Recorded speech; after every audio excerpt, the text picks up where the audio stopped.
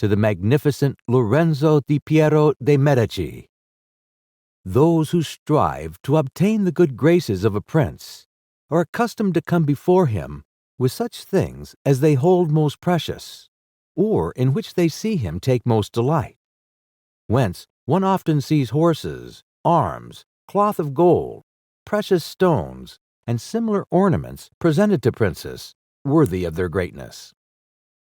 Desiring, therefore, to present myself to your magnificence with some testimony of my devotion towards you, I have not found among my possessions anything which I hold more dear than, or value so much as, the knowledge of the actions of great men, acquired by long experience in contemporary affairs and in a continual study of antiquity, which, having reflected upon it with great and prolonged diligence, I now send, digested into a little volume, to your magnificence. And although I may consider this work unworthy of your countenance, nevertheless, I trust much to your benignity that it may be acceptable, seeing that it is not possible for me to a better gift than to offer you the opportunity of understanding in the shortest time all that I have learnt in so many years, and with so many troubles and dangers. Which work I have not embellished with swelling or magnificent words, nor stuffed with rounded periods, nor with any eccentric allurements or adornments whatever, with which so many are accustomed to embellish their works. For I have wished either that no honor should be given it, or else that the truth of the matter and the weightiness of the theme shall make it acceptable. Nor do I hold with those who regard it as a presumption if a man of low and humble condition dare to discuss and settle the concern of princes. Because just as those who draw landscapes place themselves below in the plain to contemplate the nature of the mountains and of lofty places, and in order to contemplate the plains, place themselves upon high mountains, even so, to understand the nature of the people, it needs to be a prince, and to understand that of princes, it needs to be of the people. Take then, your magnificence, this little gift in the spirit in which I send it, wherein, if it be diligently read and considered by you, you will learn my extreme desire that you should attain that greatness which fortune and your other attributes promise. And if your magnificence, from the summit of your greatness, will sometimes turn your eyes to these lower regions, you will see how unmeritedly I suffer a great and continued malignity of fortune. Chapter 1. How many kinds of principalities there are, and by what means they are acquired. All states, all powers that have held and hold rule over men, have been and are either republics or principalities. Principalities are either hereditary, in which the family has been long established, or they are new. The new are either entirely new, as was Milan to Francesco Sforza, or they are, as it were, members annexed to the hereditary state of the prince who has acquired them, as was the kingdom of Naples to that of the king of Spain.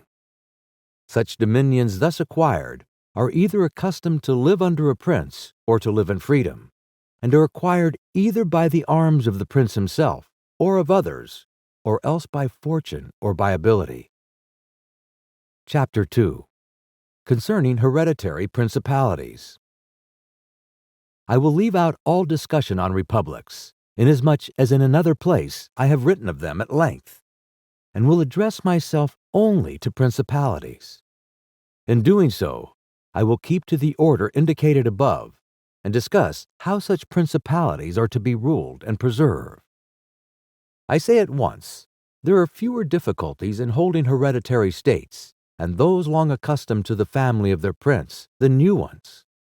For it is sufficient only not to transgress the custom of his ancestors, and to deal prudently with circumstances as they arise, for a prince of average powers to maintain himself in his state, unless he be deprived of it by some extraordinary and excessive force. And if he should be so deprived of it, whenever anything sinister happens to the usurper, he will regain it. We have in Italy, for example, the Duke of Ferrara, who could not have withstood the attacks of the Venetians in 84, nor those of Pope Julius in 10, unless he had been long established in his dominions. for the hereditary prince has less cause and less necessity to offend. Hence it happens that he will be more loved, and unless extraordinary vices cause him to be hated, it is reasonable to expect that his subjects will be naturally well disposed towards him.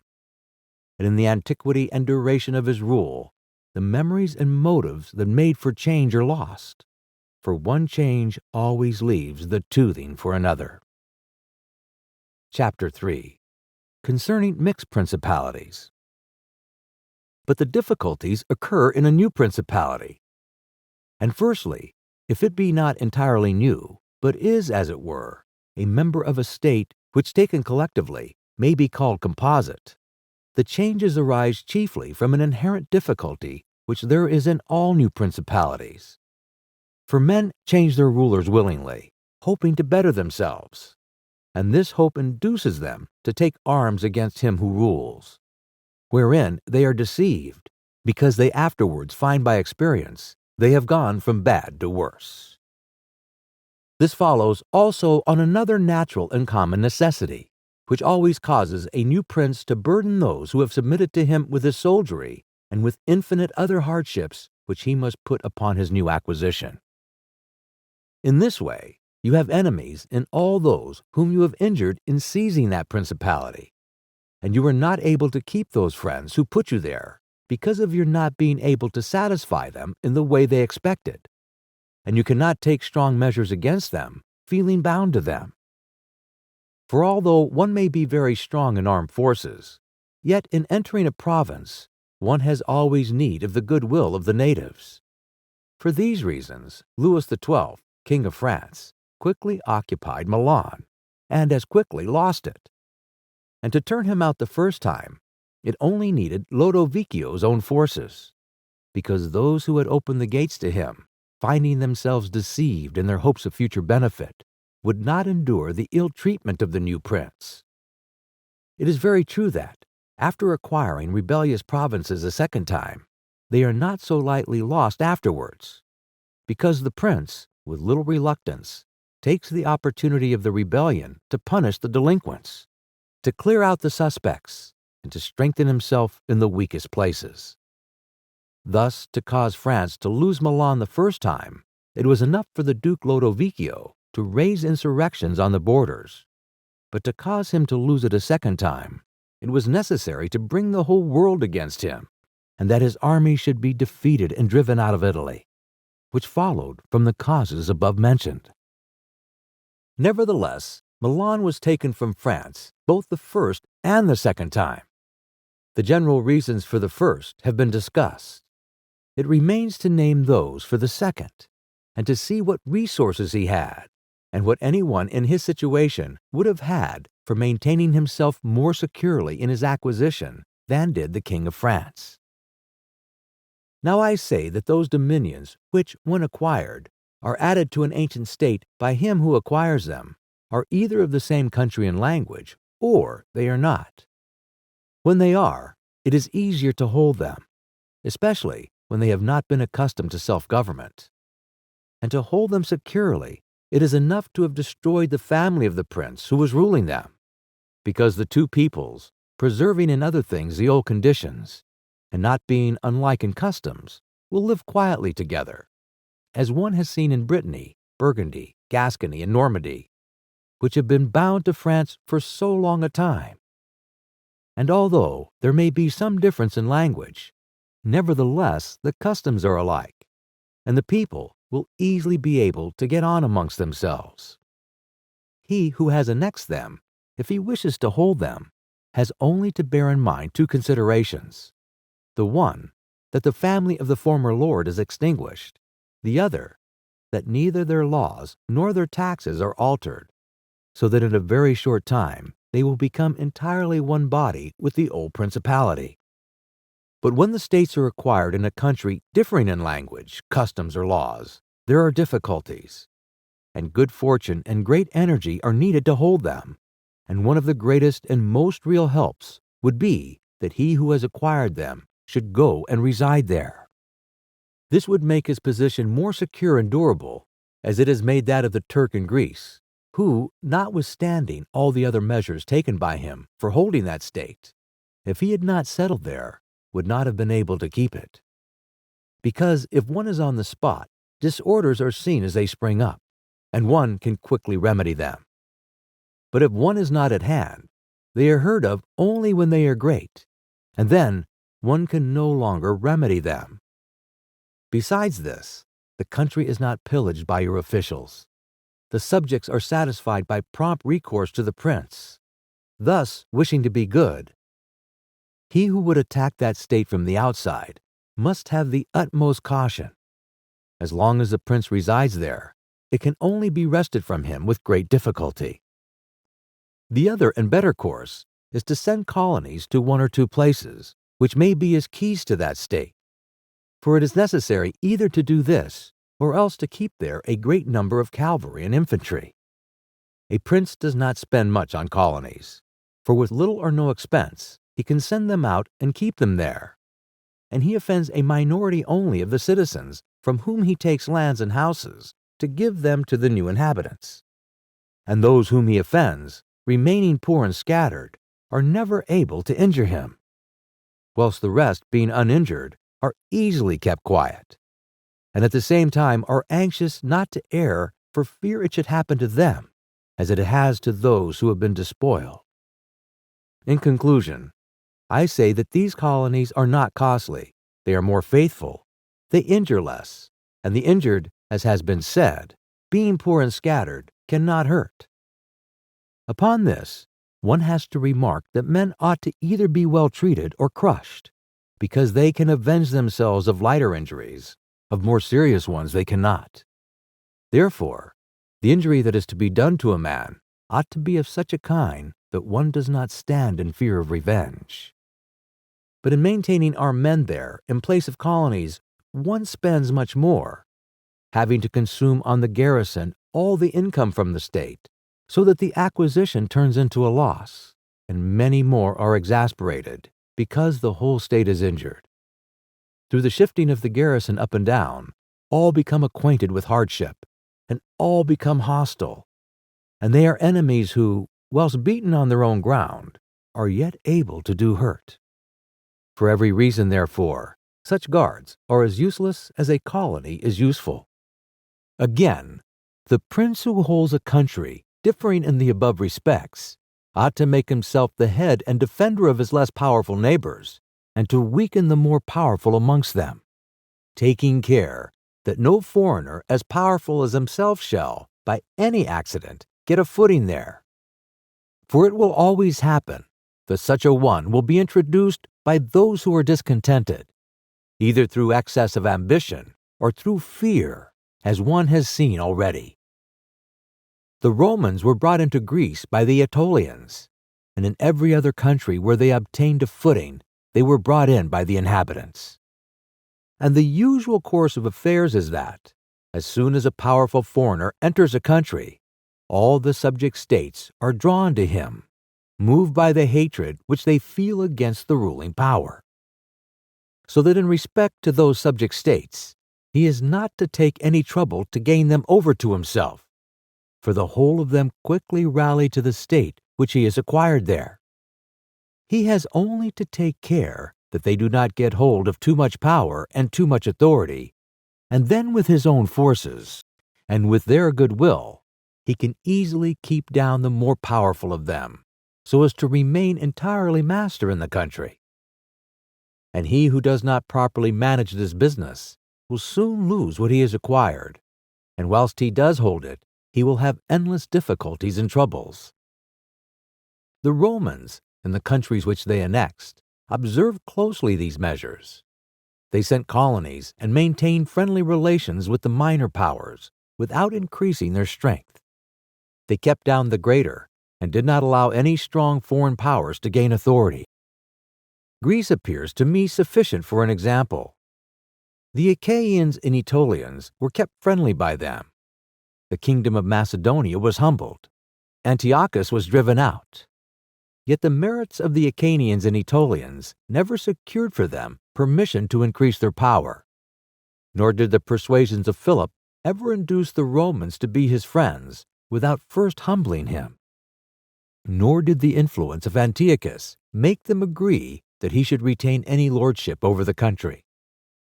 Because the Romans did in these instances what all prudent princes ought to do, who have to regard not only present troubles, but also future ones, for which they must prepare with every energy, because when foreseen, it is easy to remedy them. But if you wait until they approach, the medicine is no longer in time, because the malady has become incurable. For it happens in this, as the physicians say it happens in hectic fever, that in the beginning of the malady, it is easy to cure, but difficult to detect. But in the course of time, not having been either detected or treated in the beginning, it becomes easy to detect, but difficult to cure.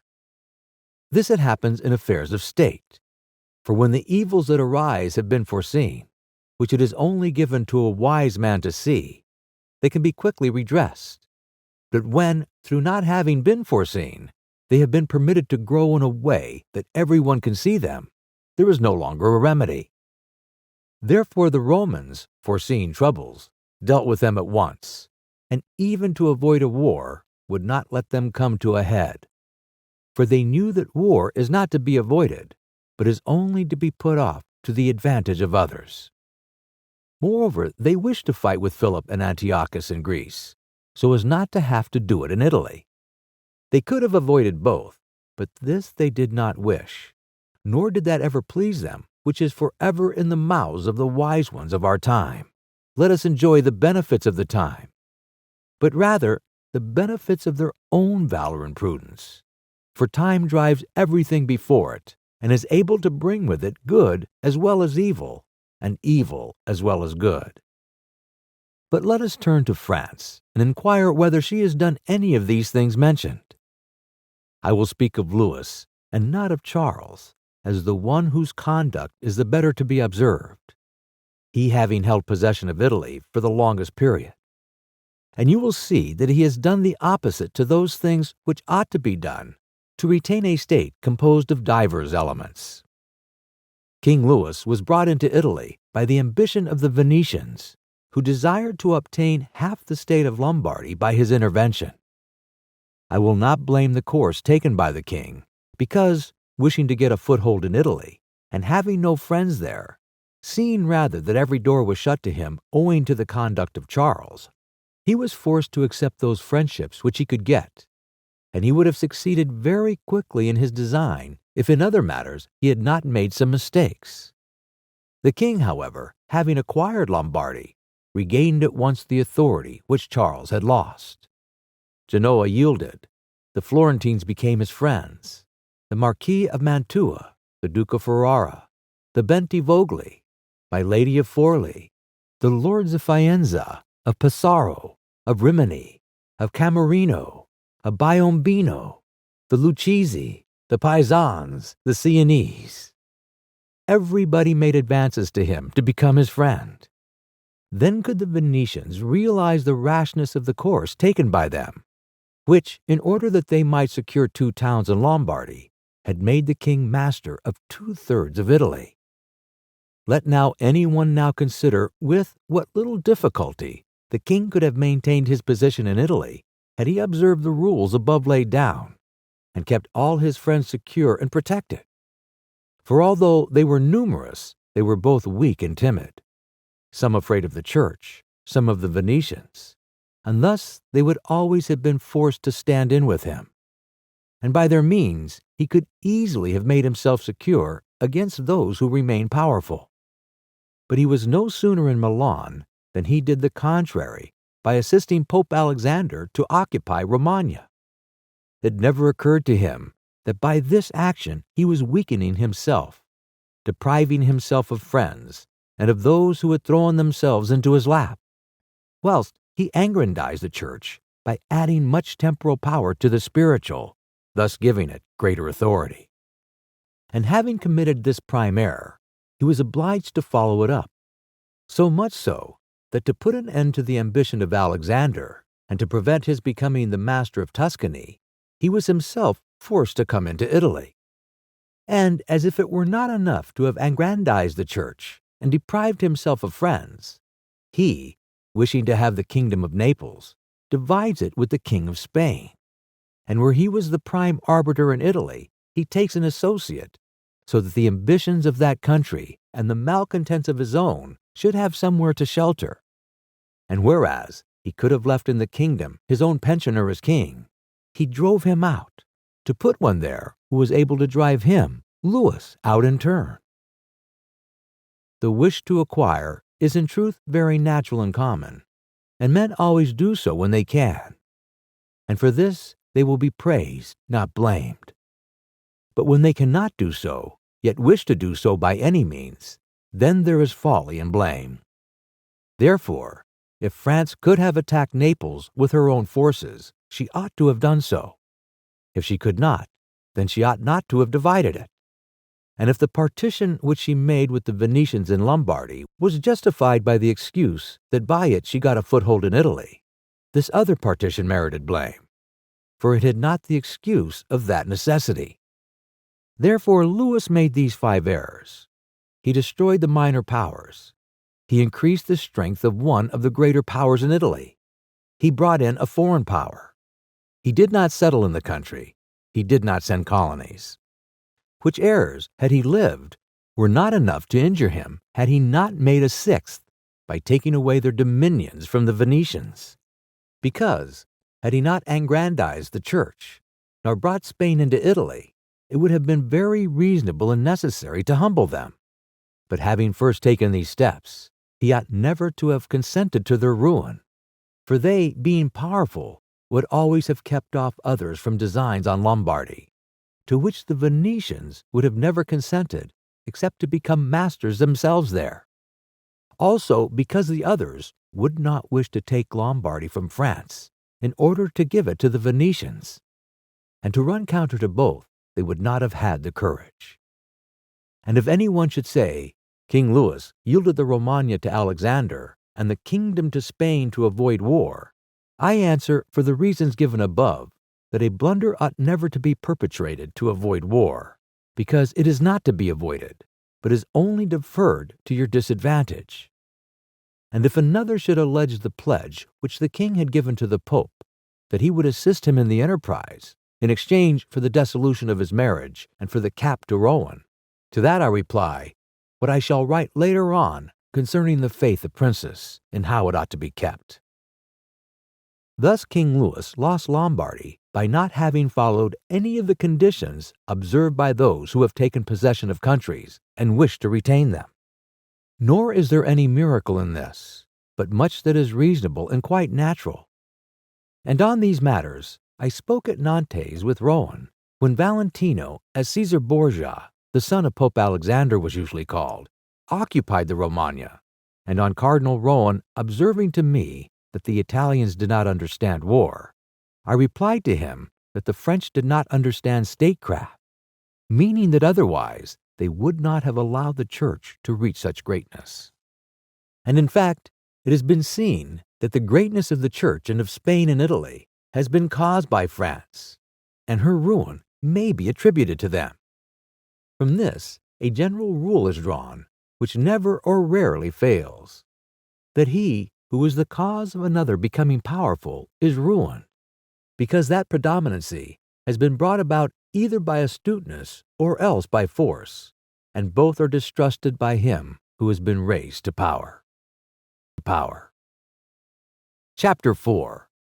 Why the kingdom of Darius, conquered by Alexander, did not rebel against the successors of Alexander at his death.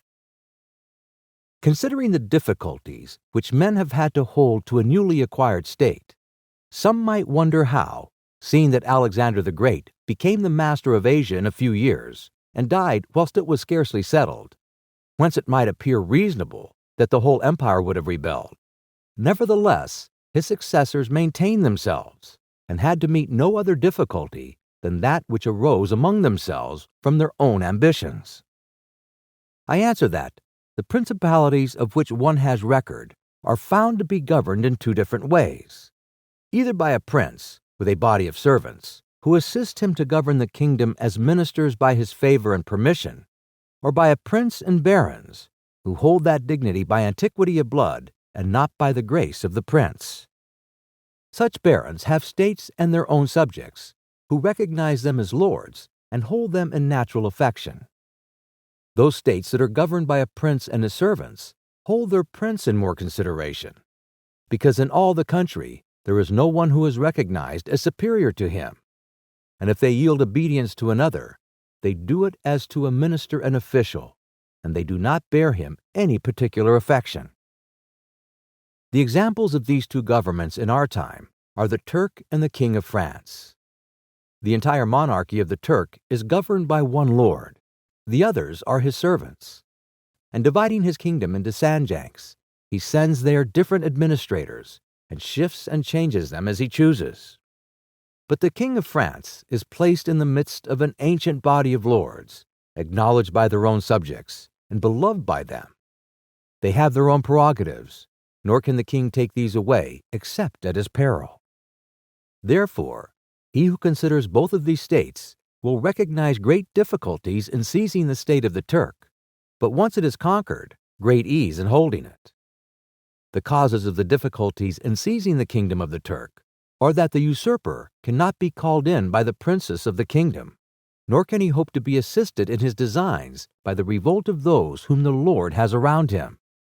This arises from the reasons given above. For his ministers, being all slaves and bondmen, can only be corrupted with great difficulty, and one can expect little advantage from them when they have been corrupted, as they cannot carry the people with them for the reasons assigned. Hence, he who attacks the Turk must bear in mind that he will find him united, and he will have to rely more on his own strength than on the revolt of others. But if once the Turk has been conquered and routed in the field in such a way that he cannot replace his armies, there is nothing to fear but the family of this prince, and this being exterminated, there remains no one to fear, the others having no credit with the people. And as the conqueror did not rely on them before his victory, so we ought not to fear them after it. The contrary happens in kingdoms governed like that of France, because one can easily enter there by gaining over some baron of the kingdom, for one always finds malcontents in such a desire for change. Such men, for the reasons given, can open the way into the state and render the victory easy. But if you wish to hold it afterwards, you meet with infinite difficulties, both from those who have assisted you and from those you have crushed. Nor is it enough for you to have exterminated the family of the prince, because the lords that remain make themselves the heads of fresh movements against you. And as you are unable either to satisfy or exterminate them, that state is lost whenever time brings the opportunity. Now, if you will consider what was the nature of the government of Darius, you will find it similar to the kingdom of the Turk. And therefore it was only necessary for Alexander first to overthrow him in the field, and then to take the country from him. After which victory, Darius being killed, the state remained secure to Alexander for the above reasons. And if his successors had been united, they would have enjoyed it securely and at their ease. For there were no tumults raised in the kingdom except those they provoked themselves. But it is impossible to hold with such tranquility states constituted like that of France. Hence arose those frequent rebellions against the Romans in Spain, France, and Greece, owing to the many principalities there were in these states, of which, as long as the memory of them endured, the Romans always held an insecure position. But with the power and long continuance of the empire, the memory of them passed away, and the Romans then became secure possessors. And when fighting afterwards amongst themselves, each one was able to attach to himself his own parts of the country, according to the authority he had assumed there. And the family of the former lord being exterminated, none other than the Romans were acknowledged.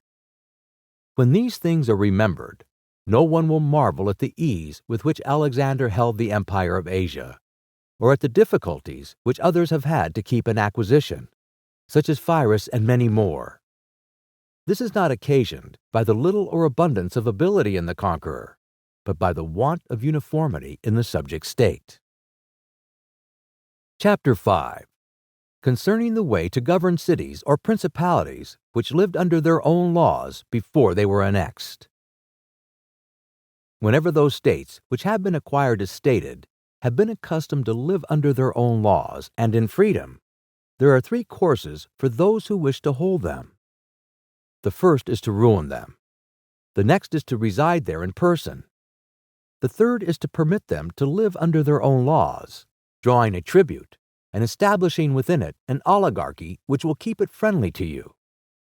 Because such a government, being created by the prince, knows that it cannot stand without his friendship and interest, and does its utmost to support him, and therefore he who would keep a city accustomed to freedom will hold it more easily by the means of its own citizens than in any other way.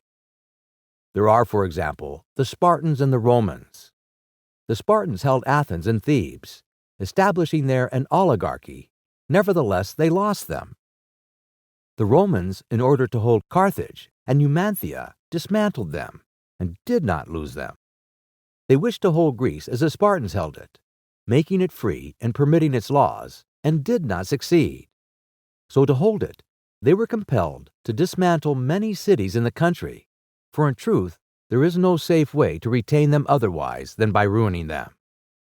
And he who becomes master of a city accustomed to freedom and does not destroy it, may expect to be destroyed by it. For in rebellion it has always the watchword of liberty and its ancient privileges as a rallying point, which neither time nor benefits will ever cause it to forget. And whatever you may do or provide against, they never forget that name or their privileges, unless they are disunited or dispersed. But at every chance they immediately rally to them, as Pisa, after the 100 years, she had been held in bondage by the Florentines. But when the cities or countries are accustomed to live under a prince, and his family is exterminated, they, being on the one hand accustomed to obey, and on the other hand not having the old prince, cannot agree in making one from amongst themselves, and they do not know how to govern themselves. For this reason they are very slow to take up arms, and a prince can gain them to himself and secure them much more easily. But in republics there is more vitality, greater hatred, and more desire for vengeance, which will never permit them to allow the memory of their former liberty to rest, so that the safest way is to destroy them or to reside there. Chapter 6. Concerning new principalities which are acquired by one's own arms and ability. Let no one be surprised if, in speaking of entirely new principalities as I shall do, I adduce the highest examples both of prince and of state, because men, walking almost always in paths beaten by others, and following by imitation their deeds, are yet unable to keep entirely to the ways of others or attain to the power of those they imitate. A wise man ought always to follow the paths beaten by great men, and to imitate those who have been supreme, so that if his ability does not equal theirs, at least it will savor of it. Let him act like the clever archers who, designing to hit the mark which yet appears too far distant, and knowing the limits to which the strength of their bow attains, take aim much higher than the mark, not to reach by their strength or arrow to so great a height, but to be able, with the aid of so high an aim, to hit the mark they wish to reach. I say, therefore, that in entirely new principalities, where there is a new prince, more or less difficulty is found in keeping them, accordingly as there is more or less ability in him who has acquired the state. It was necessary that Cyrus should find the Persians discontented with the government of Medes, and the Medes soft and effeminate through their long peace. Theseus could not have shown his ability had he not found the Athenians dispersed. These opportunities, therefore, made those men fortunate, and their high ability enabled them to recognize the opportunity whereby their country was ennobled and made famous. Those who by valorous ways become princes, like these men, acquire a principality with difficulty, but they keep it with ease.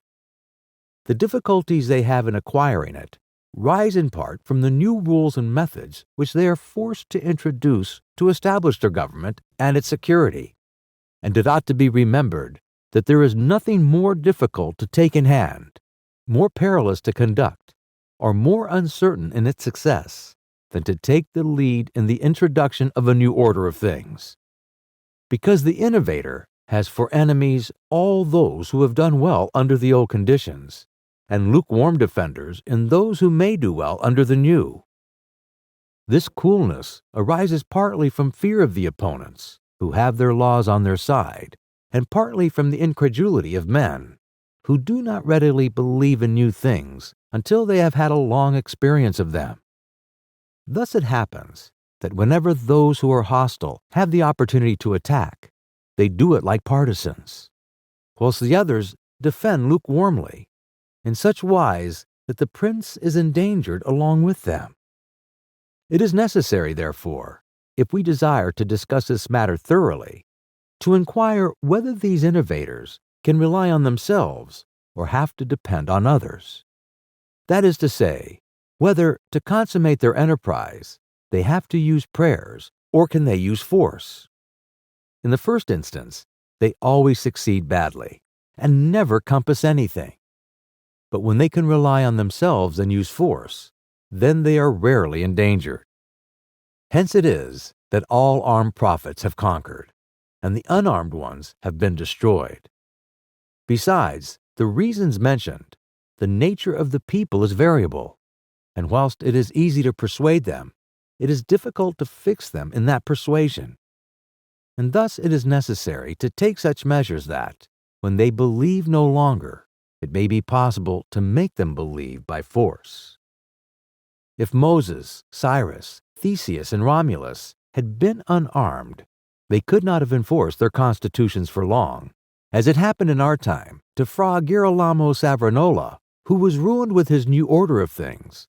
Immediately, the multitude believed in him no longer, and he had no means of keeping steadfast those who believed, or of making the unbelievers to believe. Therefore, such as these have great difficulties in consummating their enterprise, for all their dangers are in the ascent, but yet with ability they will overcome them. But when these are overcome, and those who envied them their success are exterminated, they will begin to be respected, and they will continue afterwards powerful, secure, honored, and happy. To these great examples, I wish to add a lesser one. Still it bears some resemblance to them, and I wish it to suffice me for all of a like kind. It is Hiero the Syracusan. This man rose from a private station to the Prince of Syracuse, nor did he either owe anything to fortune but opportunity. For the Syracusans, being oppressed, chose him for their captain. Afterwards he was rewarded by being made their prince. He was of so great ability, even as a private citizen, that one who writes of him says he wanted nothing but a kingdom to be a king. This man abolished the old soldiery, organized anew, gave up old alliances, made new ones, and as he had his own soldiers and allies, on such foundations he was able to build any edifice. Thus, whilst he had endured much trouble in acquiring, he had but little in keeping. Chapter 7. Concerning new principalities, which are acquired either by the arms of others or by good fortune. Those who solely by good fortune become princes from being private citizens have little trouble in rising, but much in keeping atop. They have not any difficulties on the way up, because they fly, but they have many when they reach the summit. Such are those to whom some state is given either for money or by the favor of him who bestows it, as happened to many in Greece, in the cities of Ionia and of the Hellespont, where princes were made by Darius, in order that they might hold the cities both for his security and his glory. As also were those emperors who, by the corruption of the soldiers, from being citizens, came to empire. Such stand simply elevated upon the goodwill and the fortune of him who has elevated them, two most inconsistent and unstable things. Neither have they the knowledge requisite for the position, because, unless they are men of great worth and ability, it is not reasonable to expect that they should know how to command, having always lived in a private condition. Besides, they cannot hold it, because they have not forces which they can keep friendly and faithful. States that rise unexpectedly, then, like all other things in nature which are born and grow rapidly, cannot leave their foundations and correspondencies fixed in such a way that the first storm will not overthrow them, unless, as is said, those who unexpectedly become princes are men of so much ability that they know they have to be prepared at once to hold that which fortune has thrown into their laps, and that those foundations which others have laid before they became princes, they must lay afterwards. Concerning these two methods of rising to be a prince by ability or fortune, I wish to adduce two examples within our own recollection, and these are Francesco Sforza and Caesar Borgia. Francesco, by proper means and with great ability, from being a private person, rose to be Duke of Milan, and that which he had acquired with 1,000 anxieties he kept with little trouble. On the other hand, Caesar Borgia, called by the people Duke Valentino, acquired his state during the ascendancy of his father, and on its decline he lost it, notwithstanding that he had taken every measure and done all that ought to be done by a wise and able man to fix firmly his roots in the states which the arms and fortune of others had bestowed on him. Because, as is stated above, he who has not first laid his foundations may be able with great ability to lay them afterwards, but they will be laid with trouble to the architect and danger to the building. If therefore all the steps taken by the Duke be considered, it will be seen that he laid solid foundations for his future power, and I do not consider it superfluous to discuss them, because I do not know what better precepts to give a new prince than the example of his actions.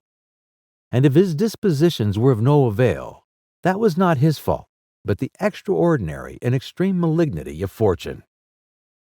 Alexander VI, in wishing to aggrandize the Duke, his son, had many immediate and prospective difficulties. Firstly, he did not see his way to make him master of any state that was not a state of the Church.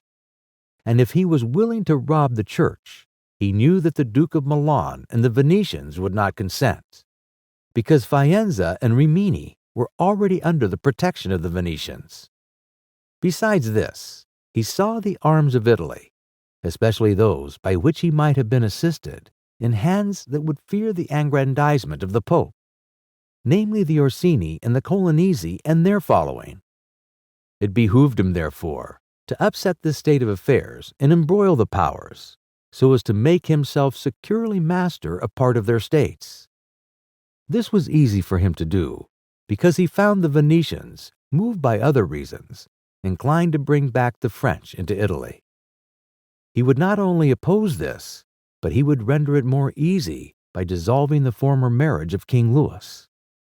Therefore, the king came into Italy with the assistance of the Venetians and the consent of Alexander. He was no sooner in Milan than the Pope had soldiers from him for the attempt on Romagna, which yielded to him on the reputation of the king. The Duke, therefore, having acquired the Romagna and beaten the Colonnesi, while wishing to hold that and to advance further, was hindered by two things. The one, his forces did not appear loyal to him. The other, the goodwill of France.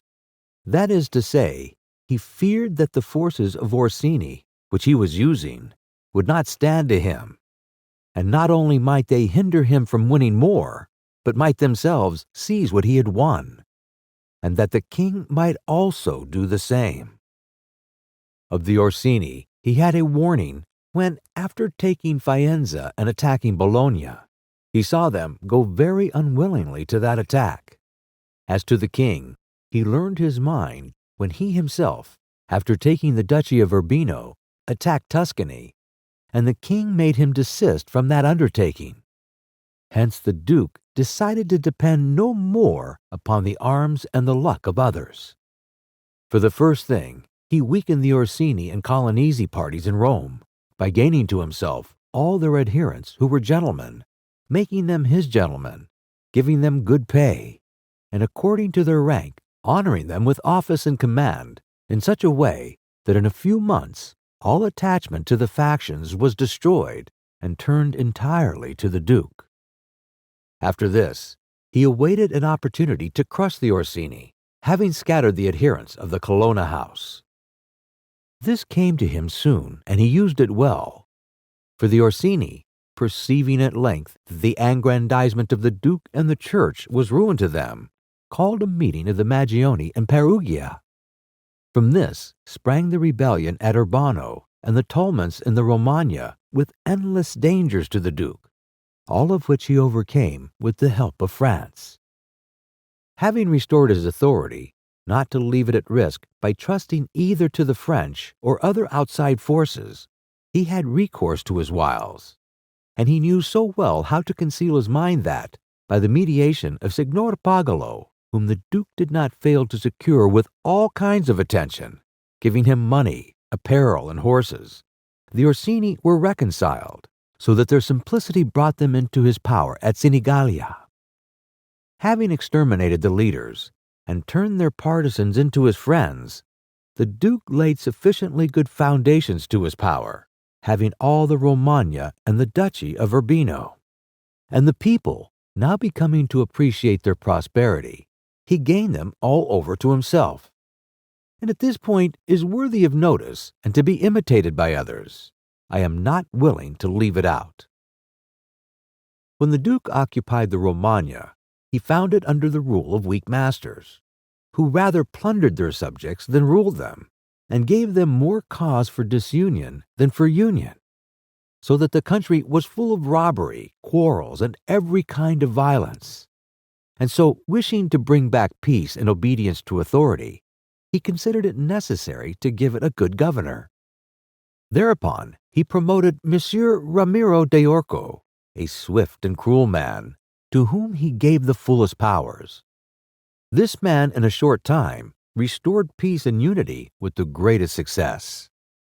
Afterwards, the Duke considered that it was not advisable to confer such excessive authority, for he had no doubt but that he would become odious, so that he set up a court of judgment in the country under a most excellent president, wherein all cities had their advocates.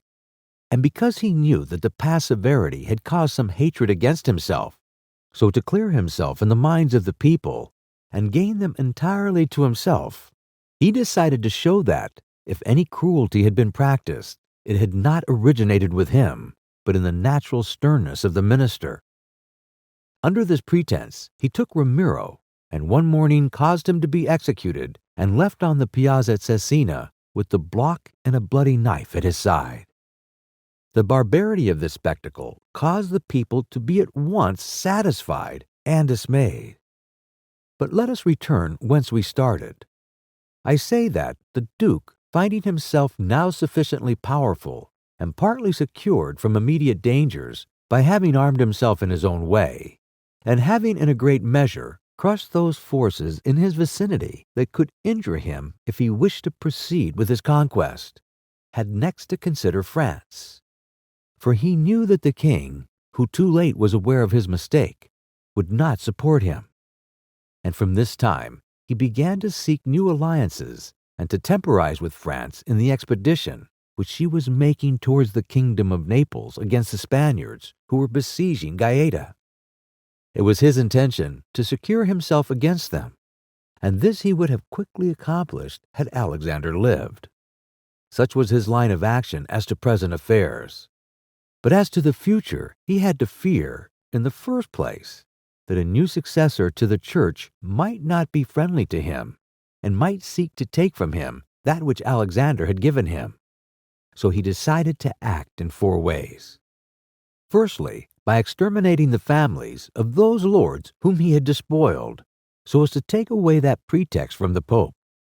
Secondly, by winning to himself all the gentlemen of Rome, so as to be able to curb the Pope with their aid, as has been observed. Thirdly, by converting the college more to himself. Fourthly, by acquiring so much power before the Pope should die, that he should by his own measures resist the first shock. Of these 4 things, at the death of Alexander, he had accomplished 3, for he had killed as many of the dispossessed lords as he could lay his hands on, and few had escaped. He had won over the Roman gentlemen, and he had the most numerous party in the college. And as to any fresh acquisitions, he intended to become master of Tuscany, for he already possessed Perugia and Piombino, and Pisa was under his protection.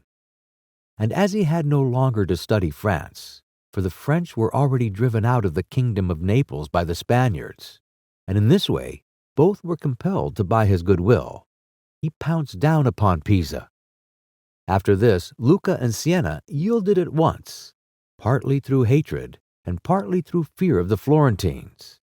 And the Florentines would have had no remedy had he continued to prosper, as he was prospering the year that Alexander died, for he had acquired so much power and reputation that he would have stood by himself and no longer have depended on the luck and the forces of others, but solely on his own power and ability. But Alexander died 5 years after he had first drawn the sword.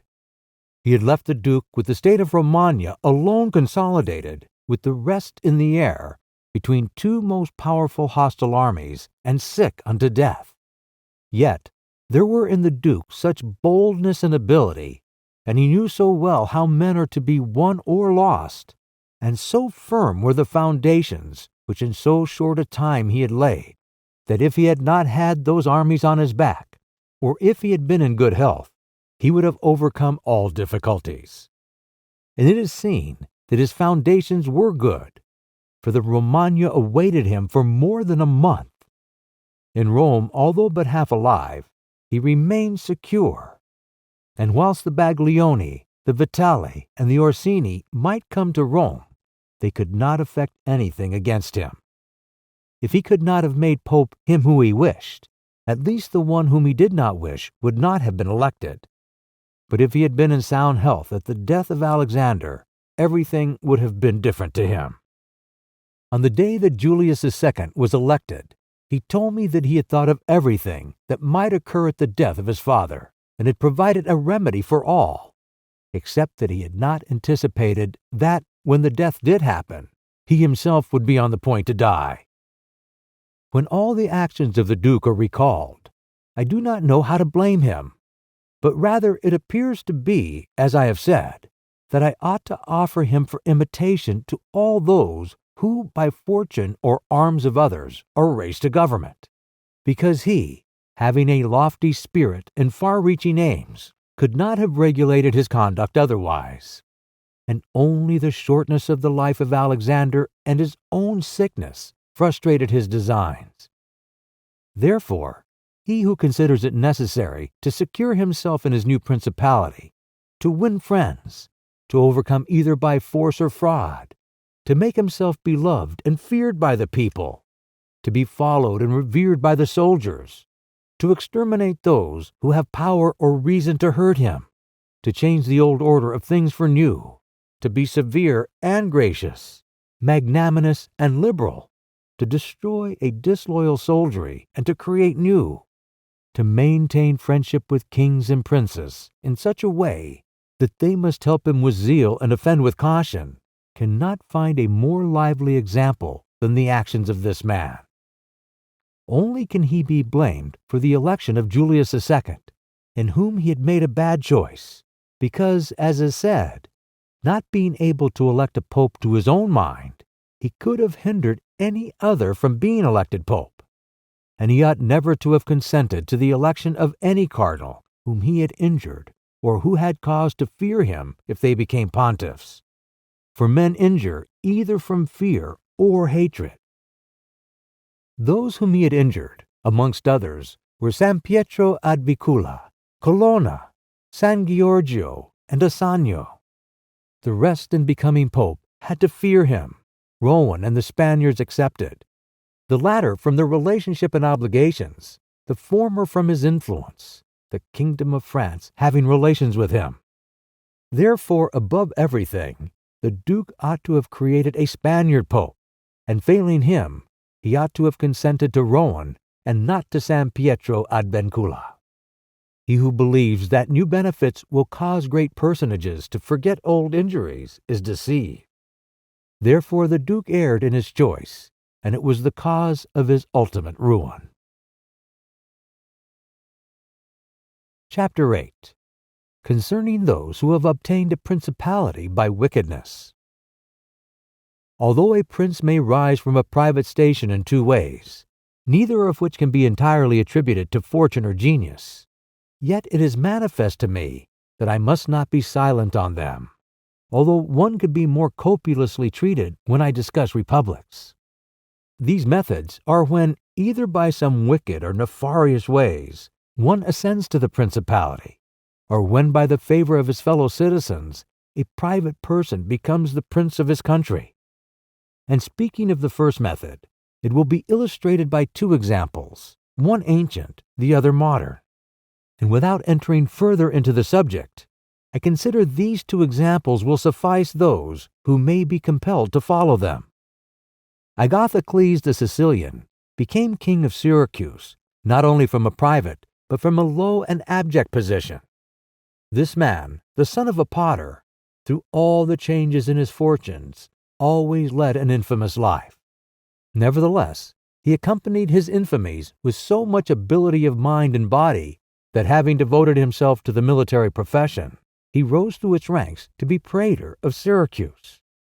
Being established in that position, and having deliberately resolved to make himself prince, and to seize by violence, without obligation to others, that which had been conceded to him by assent, he came to an understanding for this purpose with Amilcar, the Carthaginian, who with his army was fighting in Sicily. One morning he assembled the people and the Senate of Syracuse, as if he had to discuss with them things relating to the republic, and at a given signal, the soldiers killed all the senators and the richest of the people. These dead, he seized and held the princedom of that city without any civil commotion.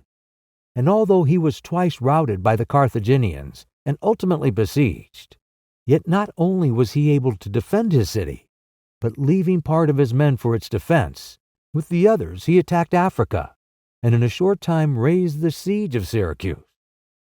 The Carthaginians, reduced to extreme necessity, were compelled to come to terms with Agathocles, and leaving Sicily to him, had to be content with the possession of Africa. Therefore, he who considers the actions and genius of this man will see nothing or little which can be attributed to fortune, inasmuch as he attained preeminence, as it is shown above, not by the favor of any one, but step by step in the military profession, which steps were gained with 1,000 troubles and perils, and were afterwards boldly held by him with many hazardous dangers. Yet it cannot be called talent to slay fellow citizens, to deceive friends, to be without faith, without mercy, without religion. Such methods may gain empire, but not glory. Still, if the courage of Agathocles in entering into and extricating himself from dangers be considered, together with his greatness of mind in enduring and overcoming hardships, it cannot be seen why he should be esteemed less than the most notable captain. Nevertheless, his barbarous cruelty and inhumanity with infinite wickedness do not permit him to be celebrated among the most excellent men. What he achieved cannot be attributed to either fortune or genius. In our times, during the rule of Alexander VI, Oliverado de Fermo, having been left an orphan many years before, was brought up by his maternal uncle, Giovanni Fogliani, and in the early days of his youth sent to fight under Pagolo Vitale, that being trained under his discipline, he might attain some high position in the military profession. After Pagolo died, he fought under his brother Vitellozzo, and in a very short time, being endowed with wit and a vigorous body and mind, he became the first man in his profession. But it appearing a paltry thing to serve under others, he resolved, with the aid of some citizens of Fermo, to whom the slavery of their country was dearer than its liberty, and with the help of Vitellecci, to seize Fermo. So he wrote to Giovanni Fogliani that, having been away from home for many years, he wished to visit him and his city, and in some measure to look upon his patrimony. And although he had not labored to acquire anything except honor, yet in order that the citizens should see he had not spent his time in vain, he desired to come honorably, so would be accompanied by 100 horsemen, his friends and retainers. and he entreated Giovanni to arrange that he should be received honorably by the Firmians, all of which would be not only to his honor, but also to that of Giovanni himself, who had brought him up. Giovanni, therefore, did not fail in any attentions due to his nephew, and he caused him to be honorably received by the Firmians. And he lodged him in his own house, where, having passed some days, and having arranged what was necessary for his wicked designs, Oliverado gave a solemn banquet to which he invited Giovanni Fogliani and the chiefs of Fermo. When the viands and all the other entertainments that are usual in such banquets were finished, Oliverado artfully began certain grave discourses, speaking of the greatness of Pope Alexander and his son Caesar, and of their enterprises, to which discourse Giovanni and others answered. But he rose at once, saying that such matters ought to be discussed in a more private place, and he betook himself to a chamber, whither Giovanni and the rest of the citizens went in after him. No sooner were they seated than the soldiers issued from secret places and slaughtered Giovanni and the rest. After these murders, Oliverado, mounted on horseback, rode up and down the town and besieged the chief magistrate in the palace, so that in fear the people were forced to obey him and to form a government of which he made himself the prince. He killed all the malcontents who were able to injure him, and strengthened himself with new civil and military ordinances in such a way that, in the year during which he held the principality, not only was he secure in the city of Fermo, but he had become formidable to all his neighbors. And his destruction would have been as difficult as that of Agathocles if he had not allowed himself to be overreached by Caesar Borgia, who took him with the Orsini and Vitali at Sinigaglia, as was stated above. Thus, 1 year after he had committed this parricide, he was strangled, together with Vidalozzo, whom he had made his leader in valor and wickedness. Some may wonder how it can happen that Agathocles and his like, after infinite treacheries and cruelties, should live for long and secure in his country, and defend himself from external enemies, and never be conspired against by his own citizens, seeing that many others, by means of cruelty, have never been able, even in peaceful times, to hold the state, still less in the doubtful times of war. I believe that this follows from severities being badly or properly used. Those may be called properly used, if of evil it is possible to speak well, that are applied at one blow and are necessary to one's security, and that are not persisted in afterwards unless they can be turned to the advantage of the subjects. The badly employed are those which, notwithstanding they may be few in the commencement, multiply with time rather than decrease. Those who practice the first system are able, by aid of God or man, to mitigate in some degree their rule, as Agathocles did. It is impossible for those who follow the other to maintain themselves. Hence, it is to be remarked that, in seizing a state, the usurper ought to examine closely into all those injuries which it is necessary for him to inflict, and to do them all at one stroke, so as not to have to repeat them daily. And thus, by not unsettling men, he will be able to reassure them and win them to himself by benefits. He who does otherwise, either from timidity or evil advice, is always compelled to keep the knife in his hand. Neither can he rely on his subjects, neither can they attach themselves to him, owing to their continued and repeated wrongs. For injuries ought to be done all at one time, so that being tasted, they offend less. Benefits ought to be given little by little, so that the flavor of them may last longer. And above all things, a prince ought to live amongst his people in such a way that no unexpected circumstances, whether of good or evil, shall make him change. Because, if the necessity for this comes in troubled times, you are too late for harsh measures, and mild ones will not help you, for they will be considered as forced from you, and no one will be under any obligation to you for them. Chapter 9. Concerning a Civil Principality.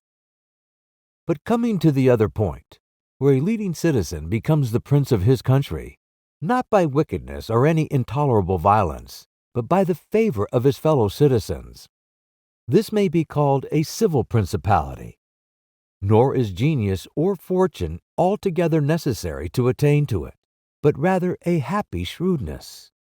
I say then that such a principality is obtained either by the favor of the people or by the favor of the nobles, because in all cities these two distinct parties are found, and from this it arises that the people do not wish to be ruled nor oppressed by the nobles, and the nobles wish to rule and oppress the people. And from these two opposite desires there arises in cities one of three results, either a principality, self-government, or anarchy. A principality is created either by the people or by the nobles, accordingly as one or the other of them has the opportunity. For the nobles, seeing they cannot withstand the people, begin to cry up the reputation of one of themselves, and they make him a prince, so that under his shadow they can give vent to their ambitions. The people, finding they cannot resist the nobles, also cry up the reputation of one of themselves, and make him a prince, so as to be defended by his authority. He who obtains sovereignty by the assistance of the nobles maintains himself with more difficulty than he who comes to it by the aid of the people, because the former finds himself with many around him who consider themselves his equals, and because of this he can neither rule nor manage them to his liking.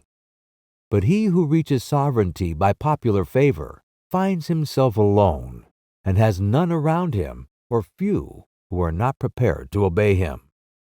Besides this, one cannot by fair dealing, and without injury to others, satisfy the nobles, but you can satisfy the people, for their object is more righteous than that of the nobles, the latter wishing to oppress, while the former only desire not to be oppressed. It is to be added also that a prince can never secure himself against a hostile people, because of there being too many, whilst from the nobles he can secure himself, as they are few in number.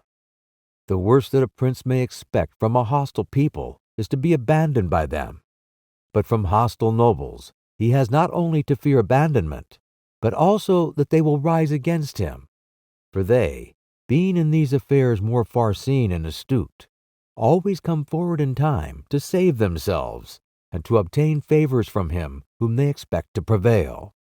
Further, the prince is compelled to live always with the same people, but he can do well without the same nobles, being able to make and unmake them daily, and to make or take away authority when it pleases him. Therefore, to make this point clearer, I say that the nobles ought to be looked at mainly in two ways. That is to say, they either shape their course in such a way as binds them entirely to your fortune, or they do not. Those who bind themselves and are not rapacious ought to be honored and loved. Those who do not bind themselves may be dealt with in two ways. They may fail to do this through pusillanimity and a natural want of courage, in which case you ought to make use of them, especially of those who are of good counsel. And thus, whilst in prosperity you honor them, in adversity you do not have to fear them. But when for their own ambitious ends they shun binding themselves, it is a token that they are giving more thought to themselves than to you, and a prince ought to guard against such, and to fear them as if they were open enemies, because in adversity they always help to ruin him.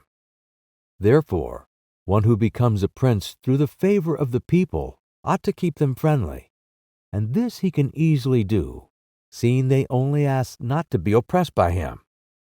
But one who, in opposition to the people, becomes a prince by the favor of the nobles, ought, above everything, to seek to win the people over to himself, and this he may easily do if he takes them under his protection.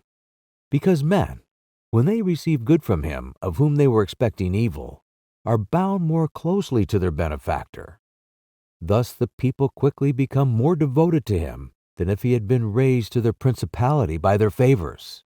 And the prince can win their affections in many ways, but as these vary according to the circumstances, one cannot give fixed rules, so I omit them then.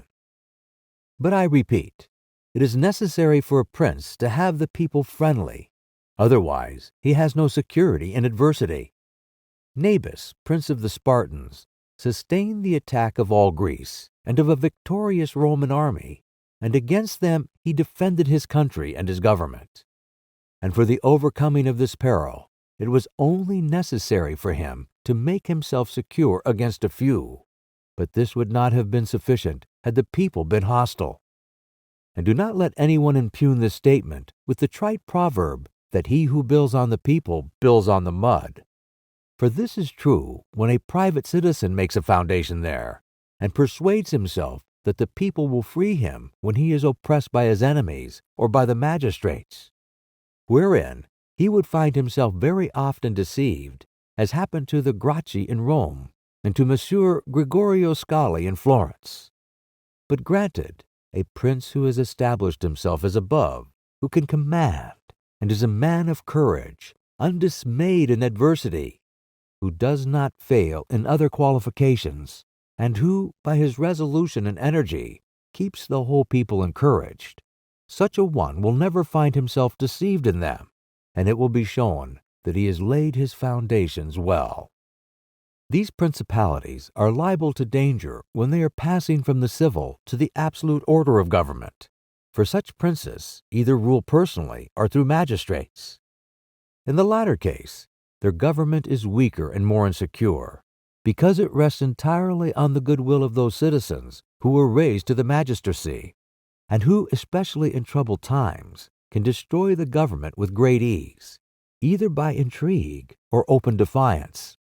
And the prince has not the chance amid tumults to exercise absolute authority, because the citizens and subjects, accustomed to receive orders from magistrates, are not of a mind to obey him amid these confusions, and there will always be in doubtful times a scarcity of men whom he can trust. For such a prince cannot rely upon what he observes in quiet times, when the citizens have need of the state, because then everyone agrees with him. They all promise, when death is far distant, they all wish to die for him. But in troubled times, when the state has need of its citizens, then he finds but few.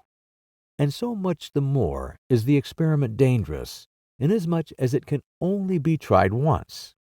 Therefore, a wise prince ought to adopt such a course that his citizens will always, in every sort and kind of circumstance, have need of the state and of him, and then he will always find them faithful. Chapter 10. Concerning the way in which the strength of all principalities ought to be measured. It is necessary to consider another point in examining the characters of these principalities. That is, whether a prince has such power that, in case of need, he can support himself with his own resources, or whether he has always need of the assistance of others. And to make this quite clear, I say that I consider those who are able to support themselves by their own resources who can, either by abundance of men or money, raise a sufficient army to join battle against any one who comes to attack them. And I consider those always to have need of others, who cannot show themselves against the enemy in the field, but are forced to defend themselves by sheltering behind walls. The first case has been discussed, but we will speak of it again should it recur. In the second case, one can say nothing except to encourage such princesses to provision and fortify their towns, and not on any account to defend the country. And whoever shall fortify his town well, and shall have managed the other concerns of his subjects in the way stated above, and to be often repeated, will never be attacked without great caution. For men are always adverse to enterprises where difficulties can be seen, and it will be seen not to be an easy thing to attack one who has his town well fortified, and is not hated by his people. The cities of Germany are absolutely free. They own but little country around them, and they yield obedience to the emperor when it suits them, nor do they fear this or any other power they may have near them, because they are fortified in such a way that everyone thinks the taking of them by assault would be tedious and difficult. Seeing they have proper ditches and walls, they have sufficient artillery, and they always keep in public depots enough for 1 year's eating drinking, and firing. And beyond this, to keep the people quiet and without loss to the state, they always have the means of giving work to the community in those labors that are the life and strength of the city, and on the pursuit of which people are supported. They also hold military exercises in repute, and moreover have many ordinances to uphold them. Therefore, a prince who has a strong city, and had not made himself odious, will not be attacked, or if anyone should attack, he will only be driven off with disgrace.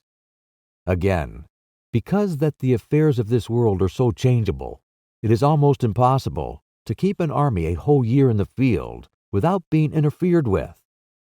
And whoever should reply, if the people have property outside the city and see it burnt, they will not remain patient, and the long siege and self-interest will make them forget their prince. To this I answer that a powerful and courageous prince will overcome all such difficulties by giving at one time hope to his subjects that the evil will not be for long, at another time fear of the cruelty of the enemy, then preserving himself adroitly from those subjects who seem to him to be too bold. Further, the enemy would naturally on his arrival at once burn and ruin the country at the time when the spirits of the people are still hot and ready for the defense, and therefore so much the less ought the prince to hesitate, because after a time, when spirits have cooled, the damage is already done, the ills are incurred, and there is no longer any remedy, and therefore they are so much the more ready to unite with their prince, he appearing to be under obligations to them now that their houses have been burnt and their possessions ruined in his defense. For it is the nature of men to be bound by the benefits they confer as much as by those they receive. Therefore, if everything is well considered, it will not be difficult for a wise prince to keep the minds of his citizens steadfast from first to last, when he does not fail to support and defend them. Chapter 11. Concerning ecclesiastical principalities. It only remains now to speak of ecclesiastical principalities, touching which all difficulties are prior to getting possession, because they are acquired either by capacity or good fortune, and they can be held without either. For they are sustained by the ancient ordinances of religion, which are so all-powerful and of such a character that the principalities may be held no matter how their princes behave and live. These princes alone have states and do not defend them, and they have subjects and do not rule them, and the states, although unguarded, are not taken from them, and the subjects, although not ruled, do not care, and they have neither the desire nor the ability to alienate themselves. Such principalities only are secure and happy. But being upheld by powers to which the human mind cannot reach, I shall speak no more of them, because, being exalted and maintained by God, it would be the act of a presumptuous and rash man to discuss them. Nevertheless, if anyone should ask of me how it comes that the Church has attained such greatness in temporal power, seeing that from Alexander backwards, the Italian potentates, not only those who have been called potentates, but every baron and lord, though the smallest, have valued the temporal power very slightly. Yet now a king of France trembles before it, and it has been able to drive him from Italy and to ruin the Venetians. Although this may be very manifest, it does not appear to me superfluous to recall it in some measure to memory. Before Charles, King of France, passed into Italy, this country was under the dominion of the Pope, the Venetians, the King of Naples, the Duke of Milan, and the Florentines. These potentates had two principal anxieties: the one, that no foreigner should enter Italy under arms; the other, that none of themselves should seize more territory. Those about whom there was the most anxiety were the Pope and the Venetians. To restrain the Venetians, the union of all the others was necessary, as it was for the defense of Ferrara. And to keep down the Pope, they made use of the barons of Rome, who, being divided into two factions, Orsini and Colonnesi, had always a pretext for disorder, and standing with arms in their hands under the eyes of the pontiff, kept the pontificate weak and powerless. And although there might arise sometimes a courageous pope, such as Sixtus, yet neither fortune nor wisdom could rid him of these annoyances. And the short life of a pope is also a cause of weakness, for in 10 years, which is the average life of a pope, he can with difficulty lower one of the factions. And if, so to speak, one people should almost destroy the Colonnesi, another would arise hostile to the Orsini, who would support their opponents, and yet would not have time to ruin the Orsini. This was the reason why the temporal powers of the Pope were little esteemed in Italy. Alexander VI arose afterwards, who of all of the pontiffs that have ever been showed how a pope with both money and arms was able to prevail, and through the instrumentality of Duke Valentino, and by reason of the entry of the French, he brought about all those things which I have discussed above in the actions of the Duke. And although his intention was not to aggrandize the Church, but the Duke, nevertheless what he did contributed to the greatness of the Church, which after his death and the ruin of the Duke became the heir to all his labors. Pope Julius came afterwards and found the Church strong, possessing all the Romagna, the barons of Rome reduced to impotence, and through the chastisements of Alexander, the factions wiped out. He also found the way open to accumulate money in a manner such as had never been practiced before Alexander's time. Such things Julius not only followed, but improved upon, and he intended to gain Bologna to ruin the Venetians and to drive the French out of Italy. All of these enterprises prospered with him, and so much the more to his credit, inasmuch as he did everything to strengthen the Church, and not any private person. He kept also the Orsini and Colonnesi factions within the bounds in which he found them, and although there was among them some mind to make disturbance, nevertheless he held two things firm: the one, the greatness of the Church, with which he terrified them, and the other, not allowing them to have their own cardinals, who caused the disorders among them. For whenever these factions have their cardinals, they do not remain quiet for long, because cardinals foster the factions in Rome and out of it, and the barons are compelled to support them, and thus from the ambitions of the prelates arise disorders and tumults among the barons. For these reasons, His Holiness Pope Leo found the pontificate most powerful, and it is to be hoped that, if others made it great in arms, he will make it still greater and more venerated by his goodness and infinite other virtues. Chapter 12. How many kinds of soldiery there are, and concerning mercenaries. Having discoursed particularly on the characteristics of such principalities as in the beginning I propose to discuss, and having considered in some degrees the causes of their being good or bad, and having shown the methods by which many have sought to acquire them and to hold them, it now remains for me to discuss generally the means of offense and defense which belong to each of them. We have seen above how necessary it is for a prince to have his foundations well laid. Otherwise, it follows of necessity he will go to ruin. The chief foundations of all states, new as well as old or composite, are good laws and good arms.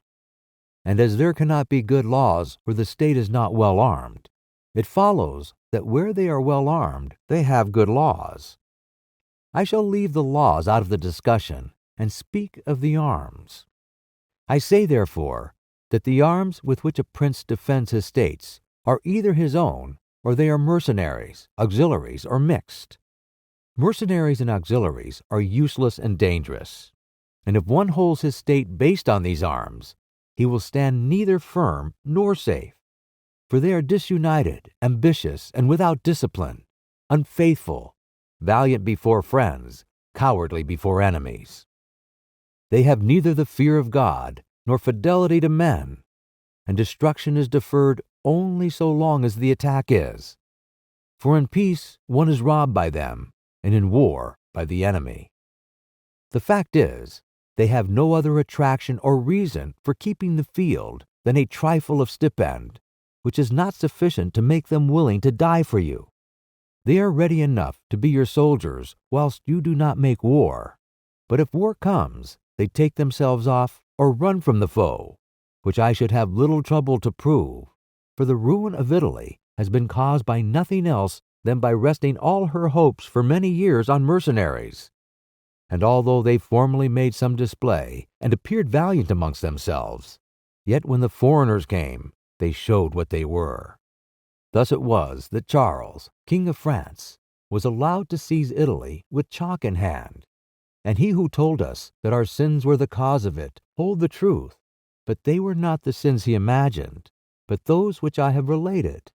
And, as they were the sins of princes, it is the princes who have also suffered the penalty. I wish to demonstrate further the infelicity of these arms. The mercenary captains are either capable men or they are not. If they are, you cannot trust them, because they always aspire to their own greatness, either by oppressing you, who are their master, or others contrary to your intentions. But if the captain is not skillful, you are ruined in the usual way. And if it be urged that whoever is armed will act in the same way, whether mercenary or not, I reply that when arms have to be resorted to, either by a prince or a republic, then the prince ought to go in person and perform the duty of a captain. The republic has to send its citizens, and when one is sent who does not turn out satisfactorily, it ought to recall him, and when one is worthy, to hold him by the laws so that he does not leave the command. And experience has shown princes and republics, single-handed, make the greatest progress, and mercenaries doing nothing except damage.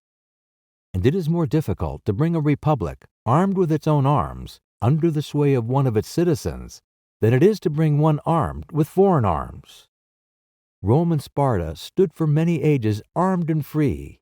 The Switzers are completely armed and quite free. Of ancient mercenaries, for example, there are the Carthaginians, who were oppressed by their mercenary soldiers after the first war with the Romans, although the Carthaginians had their own citizens for captains. After the death of Epaminondas, Philip of Macedon was made captain of their soldiers by the Thebans, and after victory he took away their liberty. Duke Filippo being dead, the Milanese enlisted Francesco Sforza against the Venetians, and he, having overcome the enemy at Caravaggio, allied himself with them to crush the Milanese, his masters. His father Sforza, having been engaged by Queen Johanna of Naples, left her unprotected, so that she was forced to throw herself into the arms of the King of Aragon in order to save her kingdom. And if the Venetians and Florentines formally extended their dominions by these arms, and yet the captains did not make themselves princes, but have defended them, I reply that the Florentines in this case have been favored by chance. For of the able captains, of whom they might have stood in fear, some have not conquered, some have been opposed, and others have turned their ambitions elsewhere. One who did not conquer was Giovanni Acuto, and since he did not conquer, his fidelity cannot be proved. But every one will acknowledge that, had he conquered, the Florentines would have stood at his discretion.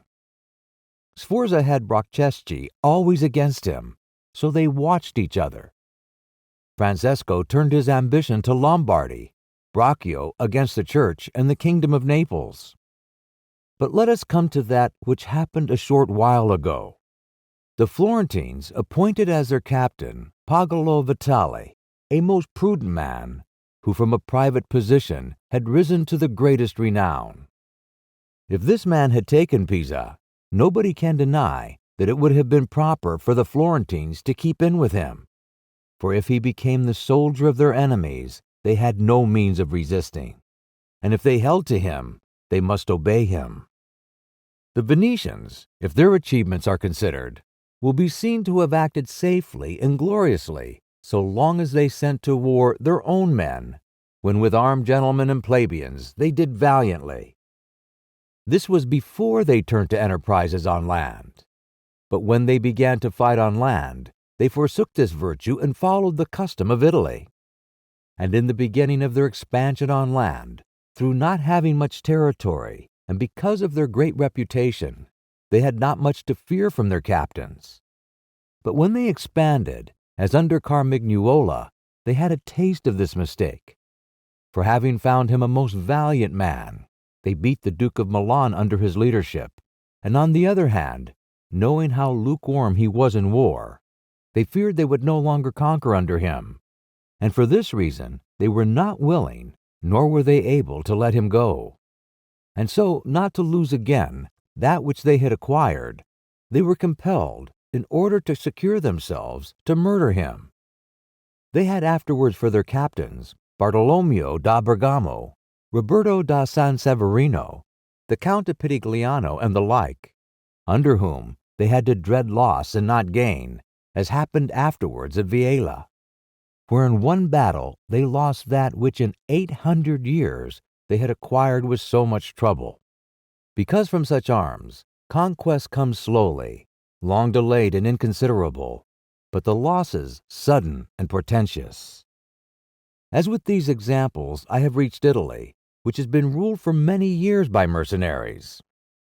I wish to discuss them more seriously, in order that, having seen their rise and progress, one may be better prepared to counteract them. You must understand that the empire has recently come to be repudiated in Italy, that the Pope has acquired more temporal power, and that Italy has been divided up into more states, for the reason that many of the great cities took up arms against their nobles, who formerly, favored by the emperor, were oppressing them, whilst the church was favoring them, so as to gain authority and temporal power. In many others their citizens became princes. From this it came to pass that Italy fell partly into the hands of the church and of republics, and the church, consisting of priests, and the republics of citizens unaccustomed to arms, both commenced to enlist foreigners. The first who gave renown to this soldiery was Albergo da Canio, the Romanian. From the school of this man sprang among others Braccio and Sforza, who in their time were the arbiters of Italy. After these came all the other captains who till now have directed the arms of Italy. And the end of all their valor has been that she has been overrun by Charles, robbed by Louis, ravaged by Ferdinand, and insulted by the Switzers. The principle that has guided them has been, first, to lower the credit of infantry so that they might increase their own. They did this because, subsisting on their pay and without territory, they were unable to support many soldiers, and a few infantry did not give them any authority. So they were led to employ cavalry, with a moderate force of which they were maintained and honored. And affairs were brought to such a pass that, in an army of 20,000 soldiers, there were not to be found 2,000 foot soldiers. They had, besides this, used every art to lessen fatigue and danger to themselves and their soldiers, not killing in the fray, but taking prisoners and liberating without ransom. They did not attack towns at night, nor did the garrisons of the towns attack encampments at night.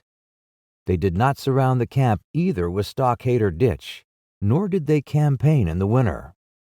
All these things were permitted by their military rules, and devised by them to avoid, as I have said, both fatigue and dangers. Thus they have brought Italy to slavery and contempt. Chapter 13. Concerning auxiliaries, mixed soldiery, and one's own. Auxiliaries, which are the other useless arm, are employed when a prince is called in with his forces to aid and defend, as was done by Pope Julius in the most recent times. For he, having in the enterprise against Ferrara had poor proof of his mercenaries, turned to auxiliaries, and stipulated with Ferdinand, King of Spain, for his assistance with men and arms. These arms may be useful and good in themselves, but for him who calls them in, they are always disadvantageous. For losing, one is undone, and winning, one is their captive. And although ancient histories may be full of examples, I do not wish to leave this recent one of Pope Julius II, the peril of which cannot fail to be perceived, for he, wishing to get Ferrara, threw himself entirely into the hands of the foreigner. But his good fortune brought about a third event, so that he did not reap the fruit of his rash choice. Because, having his auxiliaries routed at Ravenna, and the Switzers having risen and driven out the conquerors, against all expectation, both his and others, it so came to pass that he did not become prisoner to his enemies, they having fled, nor to his auxiliaries, he having conquered by other arms than theirs. The Florentines, being entirely without arms, sent 10,000 Frenchmen to take Pisa, whereby they ran more danger than at any other time of their troubles. The Emperor of Constantinople, to oppose his neighbors, sent 10,000 Turks into Greece, who on the war being finished were not willing to quit. This was the beginning of the servitude of Greece to the infidels. Therefore, let him who has no desire to conquer make use of these arms, for they are much more hazardous than mercenaries, because with them the ruin is ready-made. They are all united, all yield to obedience to others, but with mercenaries, when they have conquered, more time and better opportunities are needed to injure you. They are not all of one community. They are found and paid by you, and a third party, which you have made their head, is not able all at once to assume enough authority to injure you. In conclusion, in mercenaries, dastardly is most dangerous. In auxiliaries, valor.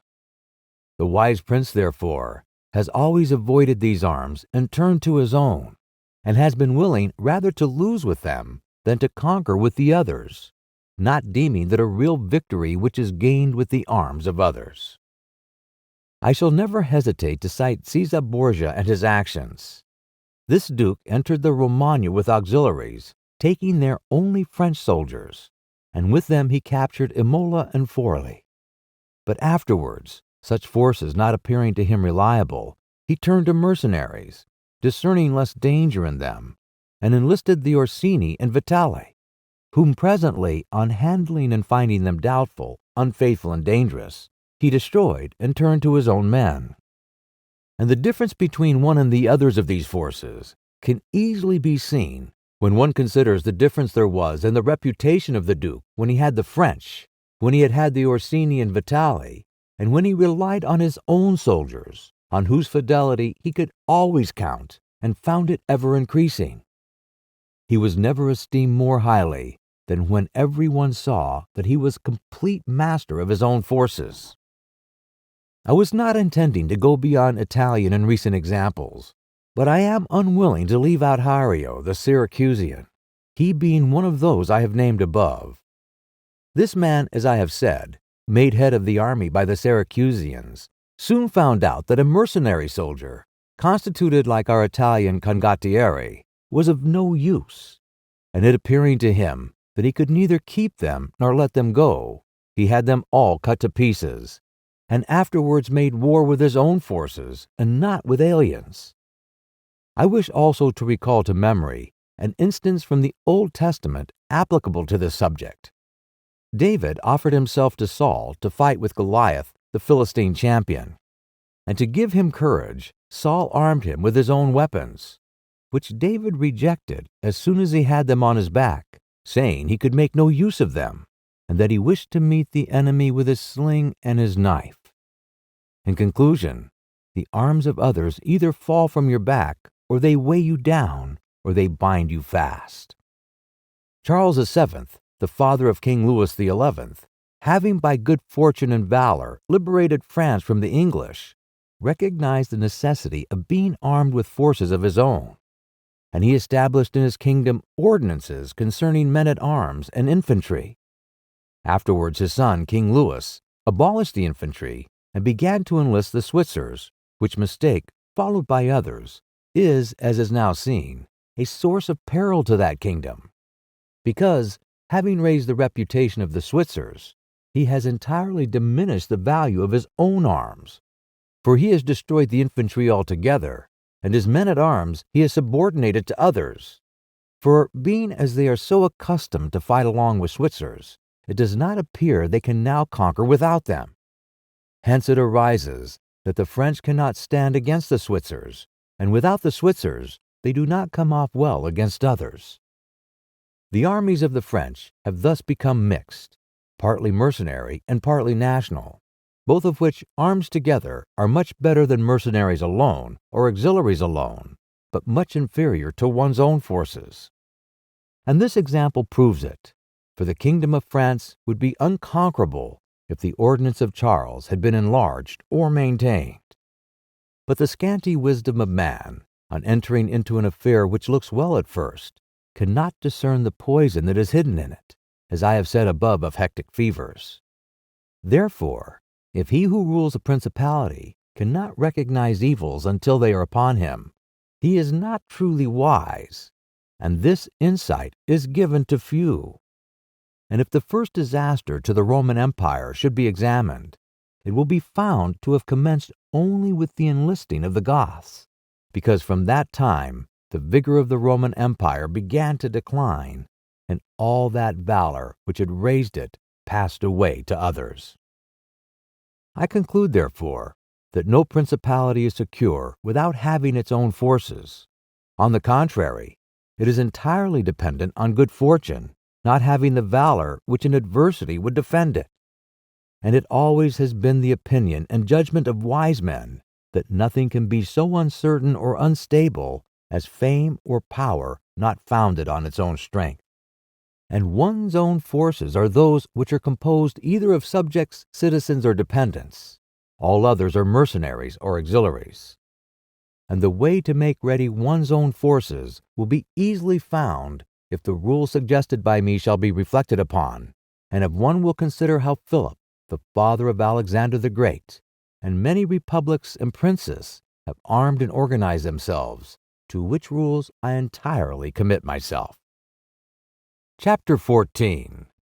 That which concerns a prince on the subject of the art of war. A prince ought to have no other aim or thought, nor select anything else for a study than war and its rules and discipline. For this is the sole art that belongs to him who rules, and it is of such force that it not only upholds those who are born princes, but it often enables men to rise from a private station to that rank. And on the contrary, it is seen that when princes have thought more of ease than of arms, they have lost their states. And the first cause of your losing it is to neglect this art. And what enables you to acquire a state is to be master of the art. Francesco Sforza, through being marshal, from a private person became Duke of Milan, and the sons, through avoiding the hardships and troubles of arms, from dukes became private persons. For among other evils which being unarmed brings you, it causes you to be despised, and this is one of those ignominies against which a prince ought to guard himself, as is shown later on. Because there is nothing proportionate between the armed and the unarmed, and it is not reasonable that he who is armed should yield obedience willingly to him who is unarmed, or that the unarmed man should be secure among armed servants. Because there being in the one disdain and in the other suspicion, it is not possible for them to work well together.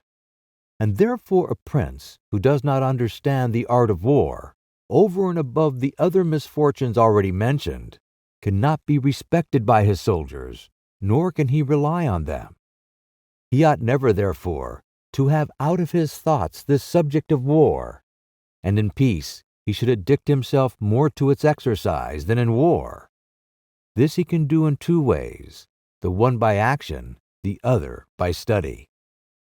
As regards action, he ought above all things to keep his men well organized and drilled, to follow incessantly the chase, by which he accustoms his body to hardships, and learns something of the nature of localities, and gets to find out how the mountains rise, how the valleys open out, how the plains lie, and to understand the nature of rivers and marshes, and in all this to take the greatest care. Which knowledge is useful in two ways. Firstly, he learns to know his country, and is better able to undertake its defense. Afterwards, by means of the knowledge and observation of that locality, he understands with ease any other which it may be necessary for him to study hereafter. Because the hills, valleys, and plains and rivers and marshes that are, for instance, in Tuscany, have a certain resemblance to those of other countries, so that with a knowledge of the aspect of one country, one can easily arrive at a knowledge of others. And the prince that lacks this skill lacks the essential which it is desirable that a captain should possess, for it teaches him to surprise his enemy, to select quarters, to lead armies, to array the battle, to besiege towns to advantage. Philopoemen, prince of the Achaeans, among other praises which writers have bestowed on him, is commended because in time of peace he never had anything in his mind but the rules of war. And when he was in the country with friends, he often stopped and reasoned with them. If the enemy should be upon that hill, and we should find ourselves here with our army, with whom would be the advantage? How should one best advance to meet him, keeping the ranks? If we should wish to retreat, how ought we to pursue? And he would set forth to them, as he went, all the chances that could befall an army. He would listen to their opinions and state his, confirming it with reasons, so that by these continual discussions there could never arise, in time of war, any unexpected circumstances that he could not deal with. But to exercise the intellect, the prince should read histories, and study there the actions of illustrious men, to see how they have borne themselves in war, to examine the causes of their victories and defeat, so as to avoid the latter and imitate the former, and above all, do as an illustrious man did, who took as an exemplar one who had been praised and famous before him, and whose achievements and deeds he always kept in his mind, as it is said Alexander the Great imitated Achilles, Caesar Alexander, Scipio Cyrus. And whoever reads the life of Cyrus, written by Xenophon, will recognize afterwards in the life of Scipio how that imitation was his glory, and how in chastity, affability, humanity, and liberality Scipio conformed to those things which had been written by Cyrus of Xenophon. A wise prince ought to observe some such rules, and never in peaceful times stand idle, but increase his resources with industry in such a way that they may be available to him in adversity, so that if fortune chances, it may find him prepared to resist her blows. Chapter 15. Concerning things for which men, and especially princes, are praised or blamed. It remains now to see what ought to be the rules of conduct for a prince towards subject and friends. And as I know that many have written on this point, I expect I shall be considered presumptuous in mentioning it again, especially as in discussing it I shall depart from the methods of other people. But it being my intention to write a thing which shall be useful to him who apprehends it, it appears to me more appropriate to follow up the real truth of the matter than the imagination of it. For many have pictured republics and principalities, which in fact have never been known or seen, because how one lives is so far distant from how one ought to live, that he who neglects what is done for what ought to be done sooner affects his ruin than his preservation. For a man who wishes to act entirely up to his professions of virtue soon meets with what destroys him among so much that is evil. Hence it is necessary for a prince, wishing to hold his own, to know how to do wrong, and to make use of it or not according to necessity. Therefore, putting on one side imaginary things concerning a prince, and discussing those which are real, I say that all men, when they are spoken of, and chiefly princes, for being more highly placed, are remarkable for some of those qualities which bring them either blame or praise. And thus it is that one is reputed liberal, another miserly, using a Tuscan term, because an avaricious person in our language is still he who desires to possess by robbery, whilst we call one miserly who deprives himself too much of the use of his own. One is reputed generous, one rapacious, one cruel, one compassionate, one faithless, another faithful, one effeminate and cowardly, another bold and brave, one affable, another haughty, one lascivious, another chaste, one sincere, another cunning, one hard, another easy, one grave, another frivolous, one religious, another unbelieving, and the like. And I know that everyone will confess that it would be most praiseworthy in a prince to exhibit all the above qualities that are considered good, but because they can neither be entirely possessed nor observed, for human conditions do not permit it, it is necessary for him to be sufficiently prudent that he may know how to avoid the reproach of those vices which would lose him his state, and also to keep himself, if it be possible, from those which would not lose him it. But this being not possible, he may with less hesitation abandon himself to them. And again, he need not make himself uneasy at incurring a reproach for those vices without which the state can only be saved with difficulty. For if everything is considered carefully, it will be found that something which looks like virtue, if followed, would be his ruin, while something else, which looks like vice, yet followed, brings him security and prosperity. Chapter 16. Concerning liberality and meanness. Commencing, then, with the first of the above-named characteristics, I say that it would be well to be reputed liberal. Nevertheless, liberality exercised in a way that does not bring you the reputation for it injures you. For if one exercises it honestly as it should be exercised, it may not become known, and you will not avoid the reproach of its opposite. Therefore, anyone wishing to maintain among men the name of liberal is obliged to avoid no attribute of magnificence, so that a prince thus inclined will consume in such acts all his property, and will be compelled in the end, if he wish to maintain the name of liberal, to unduly weigh down his people and tax them, and do everything he can to get money. This will soon make him odious to his subjects, and becoming poor, he will be little valued by anyone. Thus, with his liberality, having offended many and rewarded few, he is affected by the very first trouble, and imperiled by whatever may be the first danger. Recognizing this himself, and wishing to draw back from it, he runs at once into the reproach of being miserly. Therefore, a prince, not being able to exercise this virtue of liberality in such a way that it is recognized, except to his cost, if he is wise, he ought not to fear the reputation of being mean. For in time, he will come to be more considered than if liberal, seeing that with his economy his revenues are enough, that he can defend himself against all attacks, and is able to engage in enterprises without burdening his people. Thus it comes to pass that he exercises liberality towards all from whom he does not take, who are numberless, and meanness towards those to whom he does not give, who are few. We have not seen great things done in our time, except by those who have been considered mean. The rest have failed.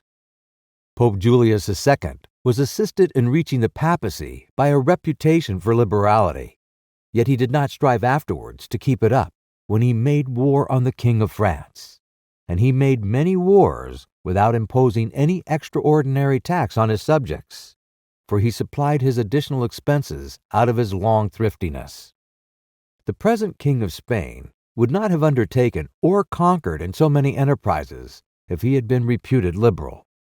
A prince, therefore, provided that he is not to rob his subjects, that he can defend himself, that he does not become poor and abject, that he is not forced to become rapacious, ought to hold of little account a reputation for being mean, for it is one of those vices which will enable him to govern. And if anyone should say, Caesar obtained empire by liberality, and many others have reached the highest positions by having been liberal, and by being considered so, I answer, either you are a prince in fact, or in a way to become one. In the first case, this liberality is dangerous. In the second, it is very necessary to be considered liberal. And Caesar was one of those who wished to become preeminent in Rome. But if he had survived after becoming so, and had not moderated his expenses, he would have destroyed his government. And if anyone should reply, many have been princes, and have done great things with armies, who have been considered very liberal, I reply, either a prince spends that which is his own, or his subjects, or else that of others. In the first case, he ought to be sparing. In the second, he ought not to neglect any opportunity for liberality. And to the prince who goes forth with his army, supporting it by pillage, sack, and extortion, handling that which belongs to others, this liberality is necessary. Otherwise, he would not be followed by his soldiers. And of that which is neither yours nor your subjects, you can be a ready giver, as were Cyrus, Caesar, and Alexander, because it does not take away your reputation if you squander that of others, but adds to it. It is only squandering your own that injures you. And there is nothing wastes so rapidly as liberality, for even whilst you exercise it, you lose the power to do so, and so become poor or despised, or else in avoiding poverty, rapacious and hated. And a prince should guard himself, above all things, against being despised and hated, and liberality leads you to both. Therefore, it is wiser to have a reputation for meanness, which brings reproach without hatred, than to be compelled through seeking a reputation for liberality to incur a name for rapacity, which begats reproach with hatred. Chapter 17. Concerning cruelty and clemency, and whether it is better to be loved than feared. Coming now to the other qualities mentioned above, I say that every prince ought to desire to be considered clement and not cruel. Nevertheless, he ought to take care not to misuse this clemency. Caesar Borgia was considered cruel, notwithstanding his cruelty reconciled the Romagna, unified it, and restored it to peace and loyalty. And if this be rightly considered, he will be seen to have been much more merciful than the Florentine people, who, to avoid a reputation for cruelty, permitted Pistoia to be destroyed. Therefore, a prince, so long as he keeps his subjects united and loyal, ought not mind the reproach of cruelty, because with a few examples he will be more merciful than those who, through too much mercy, allow disorders to arise, from which follow murders or robberies. For these are wont to injure the whole people, whilst those executions which originate with a prince offend the individual only. And of all princes, it is impossible for the new prince to avoid the reputation of cruelty, owing to new states being full of dangers. Hence Virgil, through the mouth of Dido, excuses the inhumanity of her reign owing to its being new, saying, Res dura et regne novitas mi Tatilia cogant morili, et late finis custode tuere. Against my will, my fate a throne unsettled, and an infant state, bid me defend my realms with all my powers, and guard with these severities my shores. Christopher Pitt. Nevertheless, he ought to be slow to believe and to act, nor should he himself show fear, but proceed in a temperate manner, with prudence and humanity, so that too much confidence may not make him incautious, and too much distrust render him intolerable. Upon this a question arises, whether it is better to be loved than feared, or feared than loved. It may be answered that one should wish to be both, but because it is difficult to unite them in one person, it is much safer to be feared than loved. One of the two either must be dispensed with, because this is to be asserted in general of men, that they are ungrateful, fickle, false, cowardly, covetous, and as long as you succeed, they are yours entirely. They will offer you their blood, property, life, and children, as it is said above, when the need is far distant. But when it approaches, they turn against you, and that prince, who, relying entirely on their promises, has neglected other precautions, is ruined, because friendships that are obtained by payments, and not by greatness or nobility of mind, may indeed be earned, but they are not secured, and in time of need cannot be relied upon, and men have less scruple in offending one who is beloved than one who is feared. For love is preserved by the link of obligation, which, owing to the baseness of men, is broken at every opportunity for their advantage. But fear preserves you by a dread of punishment which never fails. Nevertheless, A prince ought to inspire fear in such a way that if he does not win love, he avoids hatred, because he can endure very well being feared while he is not hated, which will always be as long as he abstains from the property of his citizens and subjects and from their women. But when it is necessary for him to proceed against the life of someone, he must do it on proper justification and for manifest cause. But above all things, he must keep his hands off the property of others, because men more quickly forget the death of their father than the loss of their patrimony. Besides, pretexts for taking away the property are never wanting, for he who has once begun to live by robbery will always find pretexts for seizing what belongs to others.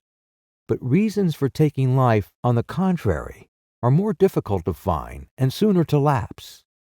But when a prince is with his army and has under control a multitude of soldiers, then it is quite necessary for him to disregard the reputation of cruelty, for without it he could never hold his army united or disposed to its duties. Among the wonderful deeds of Hannibal, this one is enumerated, that having led an enormous army, composed of many various races of men, to fight in foreign lands, no dissensions arose either among them or against the prince, whether in his bad or in his good fortune. This arose from nothing else than his inhumane cruelty, which, with his boundless valor, made him revered and terrible in the sight of his soldiers. But without that cruelty, his other virtues were not sufficient to produce this effect, and short-sighted writers admire his deeds from one point of view, and from another condemn the principal cause of them. That it is true his other virtues would not have been sufficient for him may be proved by the case of Scipio, that most excellent man, not only of his own times, but within the memory of man, against whom, nevertheless, his army rebelled in Spain. This arose from nothing but his too great forbearance, which gave his soldiers more license than is consistent with military discipline. For this he was upbraided in the Senate by Fabius Maximus, and called the corrupter of the Roman soldiery. The Locrians were laid waste by a legate of Scipio, yet they were not avenged by him, nor was the insolence of the legate punished, owing entirely to his easy nature, inasmuch that someone in the Senate, wishing to excuse him, said that there were many men who knew much better how not to err than to correct the errors of others. This disposition, if he had been continued in the command, would have destroyed in time the fame and glory of Scipio. But he being under the control of the Senate, this injurious characteristic not only concealed itself, but contributed to his glory. Returning to the question of being feared or loved, I come to the conclusion that men loving according to their own will, and fearing according to that of the prince, a wise prince should establish himself on that which is in his own control and not in that of others. He must endeavor only to avoid hatred, as is noted. Chapter 18. Concerning the way in which princes should keep faith.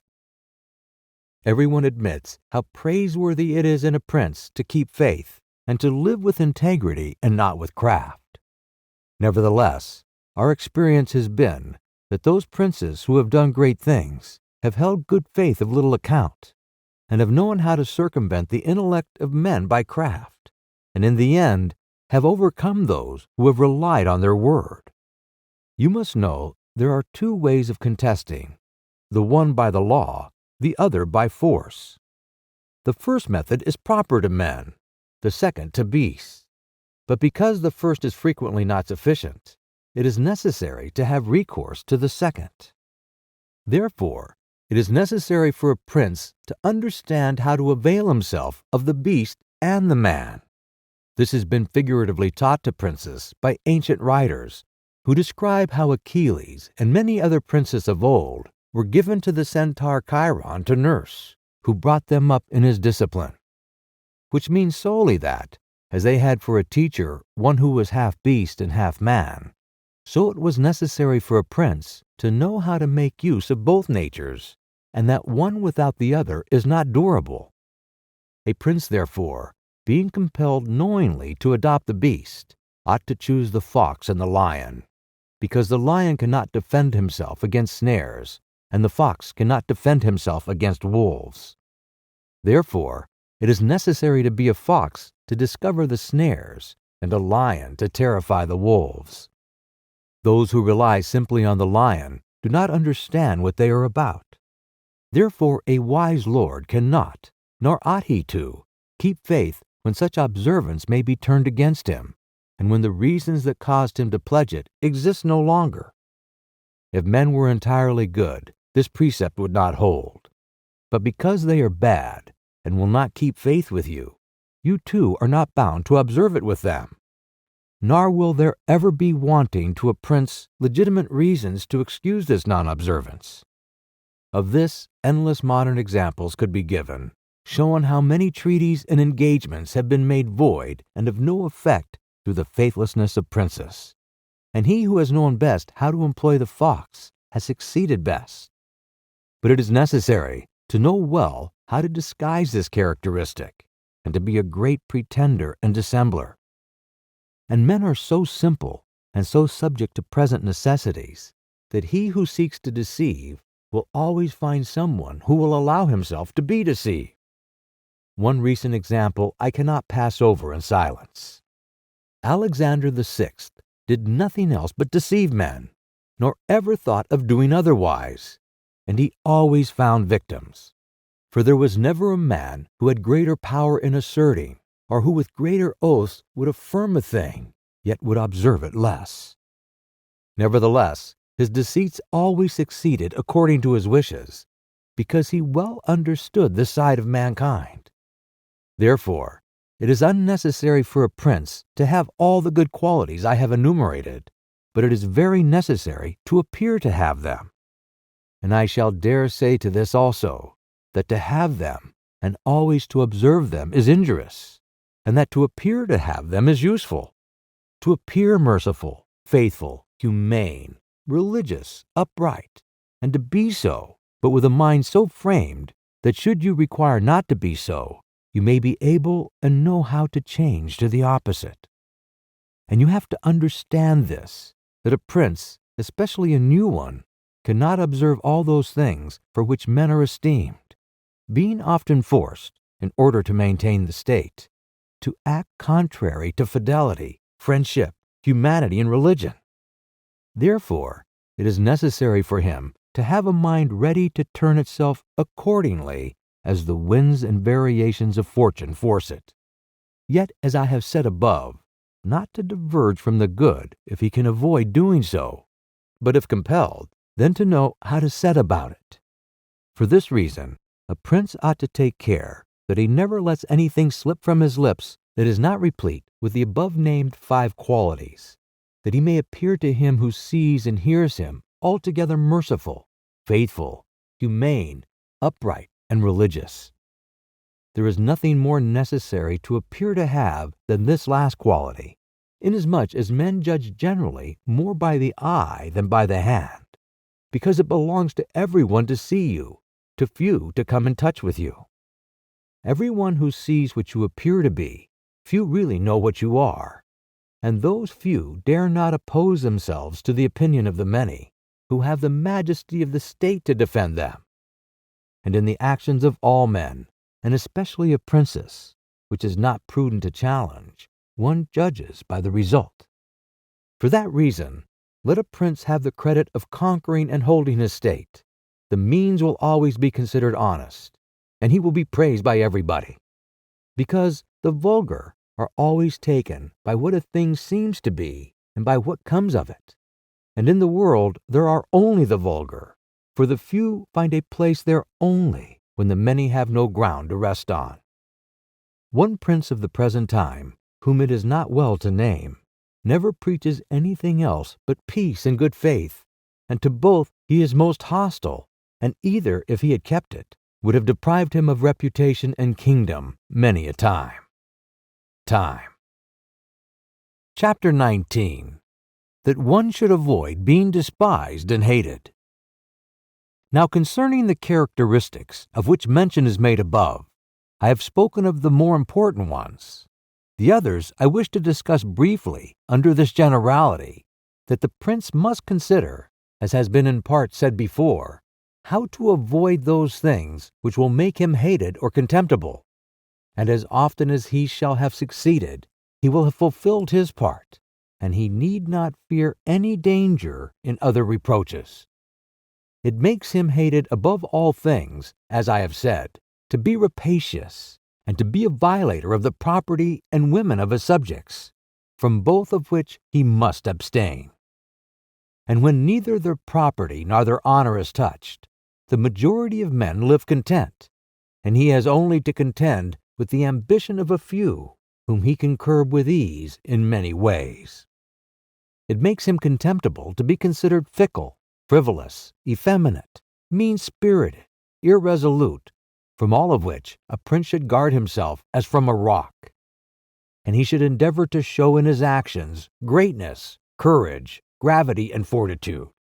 And in his private dealings with his subjects, let him show that his judgments are irrevocable, and maintain himself in such reputation that no one can hope either to deceive him or to get round him. That prince is highly esteemed who conveys this impression of himself, and he who is highly esteemed is not easily conspired against. For provided it is well known that he is an excellent man and revered by his people, he can only be attacked with difficulty. For this reason, a prince ought to have two fears, one from within, on account of his subjects, the other from without, on account of external powers. From the latter, he is defended by being well armed and having good allies. And if he is well armed, he will have good friends. And affairs will always remain quiet within when they are quiet without, unless they should have been already disturbed by conspiracy. And even should affairs outside be disturbed, if he has carried out his preparations and has lived as I have said, as long as he does not despair, he will resist every attack, as I said Nabis the Spartan did. But concerning his subjects, when affairs outside are disturbed, he has only to fear that they will conspire secretly, from which a prince can easily secure himself by avoiding being hated and despised, and by keeping the people satisfied with him, which is most important for him to accomplish, as I said above at length. And one of the most efficacious remedies that a prince can have against conspiracies is not to be hated and despised by the people, for he who conspires against a prince always expects to please them by his removal. But when the conspirator can only look forward to offending them, he will not have the courage to take such a course, for the difficulties that confront a conspirator are infinite. And as experience shows, many have been the conspiracies, but few have been successful, because he who conspires cannot act alone, nor can he take a companion except from those whom he believes to be malcontents. And as soon as you have opened your mind to a malcontent, you have given him the material with which to content himself, for by denouncing you he can look for every advantage. So that seeing the gain from this course to be assured, and seeing the other to be doubtful and full of dangers, he must be a very rare friend or a thoroughly obstinate enemy of the prince to keep faith with you. And to reduce the matter into a small compass, I say that, on the side of the conspirator, there is nothing but fear, jealousy, prospect of punishment to terrify him. But on the side of the prince, there is the majesty of the principality, the laws, the protection of friends, and the state to defend him. So that adding to all these things the popular goodwill, it is impossible that anyone should be so rash as to conspire.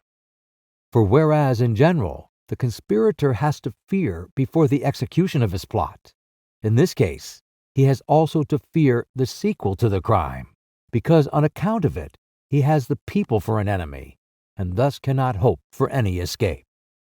Endless examples could be given on this subject, but I will be content with one, brought to pass within the memory of our fathers. Monsieur Annibal Bentivogli, who was prince in Bologna, grandfather of the present Annibal, having been murdered by the Canenci, who had conspired against him, not one of his family survived but Monsieur Giovanni, who was in childhood. Immediately after his assassination, the people rose and murdered all the Canenci. This sprung from the popular goodwill which the house of Bentivogli enjoyed in those days in Bologna, which was so great that although none remained there after the death of Annibal, who was able to rule the state, the Bolognese, having information that there was one of the Bentivogli family in Florence, who up to that time had been considered the son of a blacksmith, sent to Florence for him and gave him the government of their city. And it was ruled by him until Messer Giovanni came in due course to the government.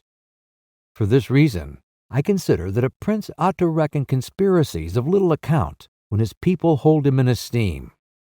But when it is hostile to him and bears hatred towards him, he ought to fear everything and everybody. And well-ordered states and wise princes have taken every care not to drive the nobles to desperation and to keep the people satisfied and contented, for this is one of the most important objects a prince can have. Among the best ordered and governed kingdoms of our times is France, and in it are found many good institutions on which depend the liberty and security of the king. Of these, the first is the Parliament and its authority, because he who founded the kingdom, knowing the ambition of the nobility and their boldness, considered that a bit to their mouths would be necessary to hold them in. And on the other side, knowing the hatred of the people, founded in fear against the nobles, he wished to protect them. Yet he was not anxious for this to be the particular care of the king. Therefore, to take away the reproach which he would be liable to from the nobles for favoring the people, and from the people for favoring the nobles, he set up an arbiter, who should be one who could beat down the great, and favor the lesser without reproach to the king. Neither could you have a better or more prudent arrangement, or a greater source of security to the king and kingdom. From this one can draw another important conclusion, that princes ought to leave affairs of reproach to the management of others, and keep those of grace in their own hands.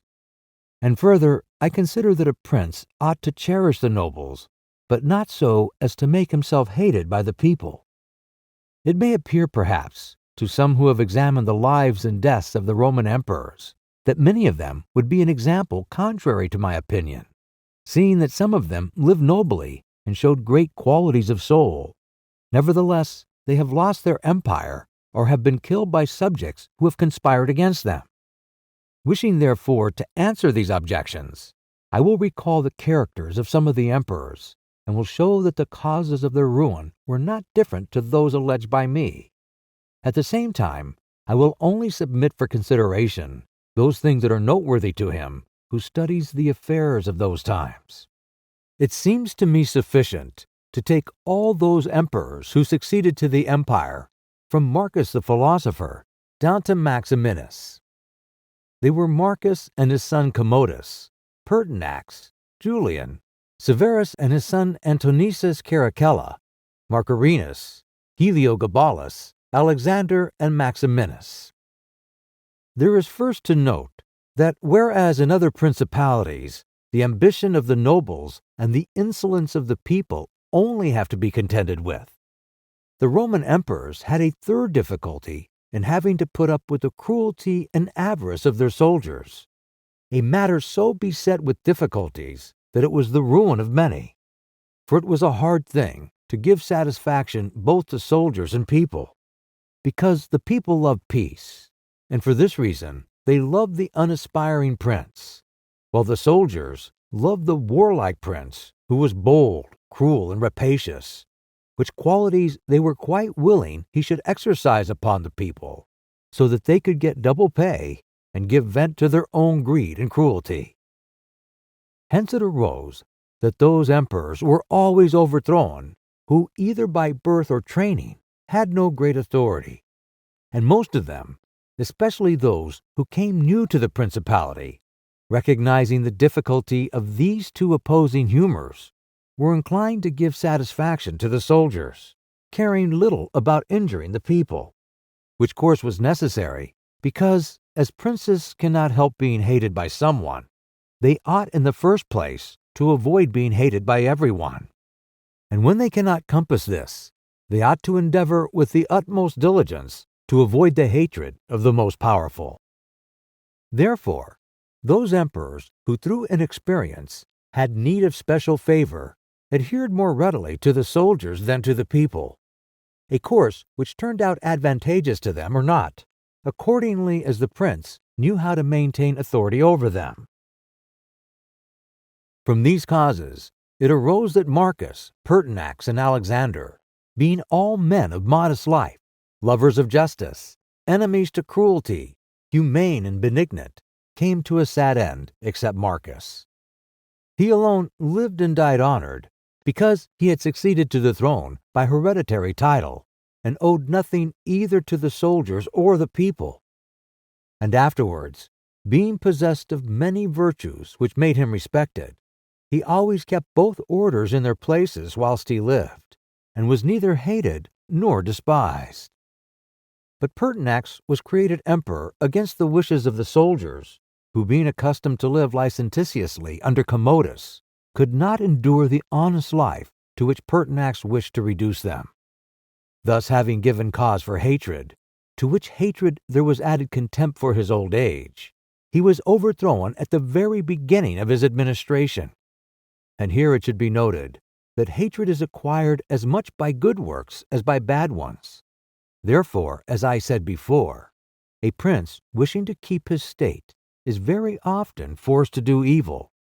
For when that body is corrupt, whom you think you have need of to maintain yourself, it may be either the people or the soldiers or the nobles, you have to submit to its humors and to gratify them, and then good works will do you harm. But let us come to Alexander, who was a man of such great goodness that among the other praises which are accorded him is this, that in the 14 years he held the empire, no one was ever put to death by him unjudged.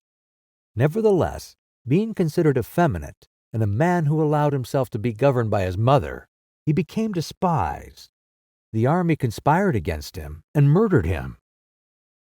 Turning now to the opposite characters of Commodus, Severus, Antonius Caracalla, and Maximus, you will find them all cruel and rapacious men, who to satisfy their soldiers did not hesitate to commit every kind of iniquity against the people. And all, except Severus, came to a bad end. But in Severus there was so much valor that, keeping the soldiers friendly, although the people were oppressed by him, he reigned successfully. For his valor made him so much admired in the sight of the soldiers and people that the latter were kept in a way astonished and awed, and the former respectful and satisfied. And because the actions of this man, as a new prince, were great, I wish to show briefly that he knew well how to counterfeit the fox and the lion, which natures, as I have said above, it is necessary for a prince to imitate. Knowing the sloth of the Emperor Julian, he persuaded the army in Sclavonia, of which he was captain, that it would be right to go to Rome and avenge the death of Pertinax, who had been killed by the Praetorian soldiers, and under this pretext, without appearing to aspire to the throne, he moved the army on Rome and reached Italy before it was known that he had started. On his arrival at Rome, the Senate, through fear, elected him emperor and killed Julian. After this, there remained for Severus, who wished to make himself master of the whole empire, two difficulties. One in Asia, where Niger, head of the Asiatic army, had caused himself to be proclaimed emperor. The other in the west, where Albinus was, who also aspired to the throne. And as he considered it dangerous to declare himself hostile to both, he decided to attack Niger and to deceive Albinus. To the latter he wrote that, being elected emperor by the Senate, he was willing to share that dignity with him, and sent him the title of Caesar, and moreover, that the Senate had made Albinus his colleague, which things were accepted by Albinus as true. But after Severus had conquered and killed Niger and settled oriental affairs, he returned to Rome and complained to the Senate that Albinus, little recognizing the benefits that he had received from him, had by treachery sought to murder him, and for this ingratitude he was compelled to punish him. Afterwards, he sought him out in France, and took from him his government and life. He who will, therefore, carefully examine the actions of this man will find him a most valiant lion and a most cunning fox. He will find him feared and respected by everyone, and not hated by the army. And it need not be wondered at that he, a new man, was able to hold the empire so well because his supreme renown always protected him from the hatred which the people might have conceived against him for his violence. But his son Antonius was a most eminent man and had very excellent qualities, which made him admirable in the sight of the people and acceptable to the soldiers. For he was a warlike man, most enduring of fatigue, a despiser of all delicate food and other luxuries, which caused him to be beloved by the armies. Nevertheless, his ferocity and cruelties were so great and so unheard of that after endless single murders, he killed a large number of the people of Rome and all those of Alexandria. He became hated by the whole world and also feared by those he had around him to such an extent that he was murdered in the midst of his army by a centurion. And here it must be noted that such like deaths, which are deliberately inflicted with a resolved and desperate courage, cannot be avoided by princes, because anyone who does not fear to die can inflict them. But a prince may fear them the less because they are very rare. He has only to be careful not to do any grave injury to those whom he employs or has around him in the service of the state. Antonius had not taken this care, but had contumeliously killed a brother of that centurion, whom also he daily threatened, yet retained in his bodyguard, which, as it turned out, was a rash thing to do, and proved the emperor's ruin. But let us come to Commodus, to whom it should have been very easy to hold the empire. For being the son of Marcus, he had inherited it, and he had only to follow in the footsteps of his father to please his people and soldiers. But being by nature cruel and brutal, he gave himself up to amusing the soldiers and corrupting them, so that he might indulge his rapacity upon the people. On the other hand, not maintaining his dignity, often descending to the theater to compete with gladiators, and doing other vile things little worthy of the imperial majesty, he fell in contempt with the soldiers, and being hated by one party and despised by the other, he was conspired against and was killed. It remains to discuss the character of Maximinus. He was a very warlike man, and the armies, being disgusted with the effeminacy of Alexander, of whom I have already spoken, killed him and elected Maximinus to the throne. This he did not possess for long, for two things made him hated and despised. The one, his having kept sheep in trace, which brought him into contempt, it being well known to all and considered a great indignity by everyone, and the other, his having at the accession to his dominions deferred going to Rome and taking possession of the imperial seat. He had also gained a reputation for the utmost veracity by having, through his prefects in Rome and elsewhere in the empire, practiced many cruelties, so that the whole world was moved to anger at the meanness of his birth and to fear at his barbarity. First Africa rebelled, then the Senate with all the people of Rome, and all Italy conspired against him, to which may be added his own army. This latter, besieging Aquileia and meeting with difficulties in taking it, were disgusted with his cruelties, and fearing him less when they found so many against him, murdered him. I do not wish to discuss Heliogabalus, Macrinius, or Julian, who being thoroughly contemptible, were quickly wiped out. But I will bring this discourse to a conclusion by saying that princes in our times have this difficulty of giving inordinate satisfaction to their soldiers in a far less degree, because, notwithstanding, one has to give them some indulgence that is soon done. None of these princes have armies that are veterans in the governance and administration of provinces, as were the armies of the Roman Empire. And whereas it was then more necessary to give satisfaction to soldiers than to the people, it is now more necessary to all princes, except the Turk and the Soldan, to satisfy the people rather than the soldiers, because the people are the more powerful. From the above, I have accepted the Turk, who always keeps round him 12,000 infantry and 15,000 cavalry, on which depend the security and strength of the kingdom. And it is necessary that, putting aside every consideration for the people, he should keep them his friends. The kingdom of Soldan is similar. Being entirely in the hands of soldiers, it follows again that, without regard to the people, he must keep them his friends. But you must note that the state of Soldan is unlike all other principalities, for the reason that it is like the Christian pontificate, which cannot be called either an hereditary or a newly formed principality, because the sons of the old prince are not the heirs, but he who is elected to that position by those who have authority, and the sons remain only noblemen. And this being an ancient custom, it cannot be called a new principality, because there are none of those difficulties in it that are met with in new ones. For although the prince is new, the constitution of the state is old, and is framed so as to receive him as if he were its hereditary lord. But returning to the subject of our discourse, I say that whoever will consider it will acknowledge that either hatred or contempt has been fatal to the above-named emperors.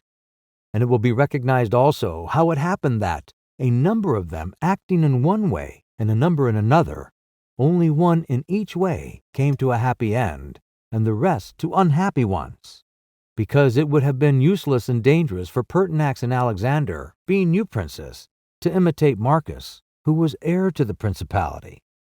And likewise, it would have been utterly destructive to Caracalla, Commodus, and Maximinus to have imitated Severus, they not having sufficient valor to enable them to tread in his footsteps.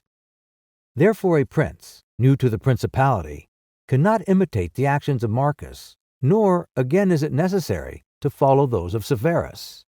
But he ought to take from Severus those parts which are necessary to found his state, and from Marcus those which are proper and glorious to keep a state that may already be stable and firm. Chapter 20. Are fortresses and many other things to which princes often resort advantageous or hurtful? 1. Some princes, so as to hold securely the state, have disarmed their subjects. Others have kept their subject towns distracted by factions. Others have fostered enmities against themselves. Others have laid themselves out to gain over those whom they distrusted in the beginning of their governments. Some have built fortresses. Some have overthrown and destroyed them. And although one cannot give a final judgment on all of these things unless one possesses the particulars of those states in which a decision has to be made, nevertheless I will speak as comprehensively as the matter of itself will admit. 2.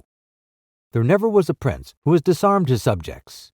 Rather, when he has found them disarmed, he has always armed them, because by arming them, those arms become yours. Those men who were distrustful become faithful, and those who were faithful are kept so, and your subjects become your adherents. And whereas all subjects cannot be armed, yet when those whom you do arm are benefited, the others can be handled more freely. And this difference in their treatment, which they quite understand, makes the former your dependents, and the latter, considering it to be necessary that those who have the most danger in service should have the most reward, excuse you. But when you disarm them, you at once offend them by showing that you distrust them, either for cowardice or for want of loyalty, and either of these opinions breeds hatred against you. And because you cannot remain unarmed, it follows that you turn to mercenaries, which are of the character already shown. Even if they should be good, they would not be sufficient to defend you against powerful enemies and distrusted subjects. Therefore, as I have said, a new prince in a new principality has always distributed arms. Histories are full of examples. But when a prince acquires a new state, which he adds as a province to his old one, then it is necessary to disarm the men of that state, except those who have been his adherents in acquiring it. And these again, with time and opportunity, should be rendered soft and effeminate, and matters should be managed in such a way that all the armed men in the state shall be your soldiers who in your old state were living near you. 3. Our forefathers, and those who were reckoned wise, were accustomed to say that it was necessary to hold Pistoia by factions and Pisa by fortresses. And with this idea, they fostered quarrels in some of their tributary towns so as to keep possession of them the more easily. This may have been well enough in those times when Italy was in a way balanced, but I do not believe that it can be accepted as a precept for today, because I do not believe that factions can ever be of use. Rather, it is certain that when the enemy comes upon you in divided cities, you are quickly lost, because the weakest party will always assist the outside forces, and the other will not be able to resist.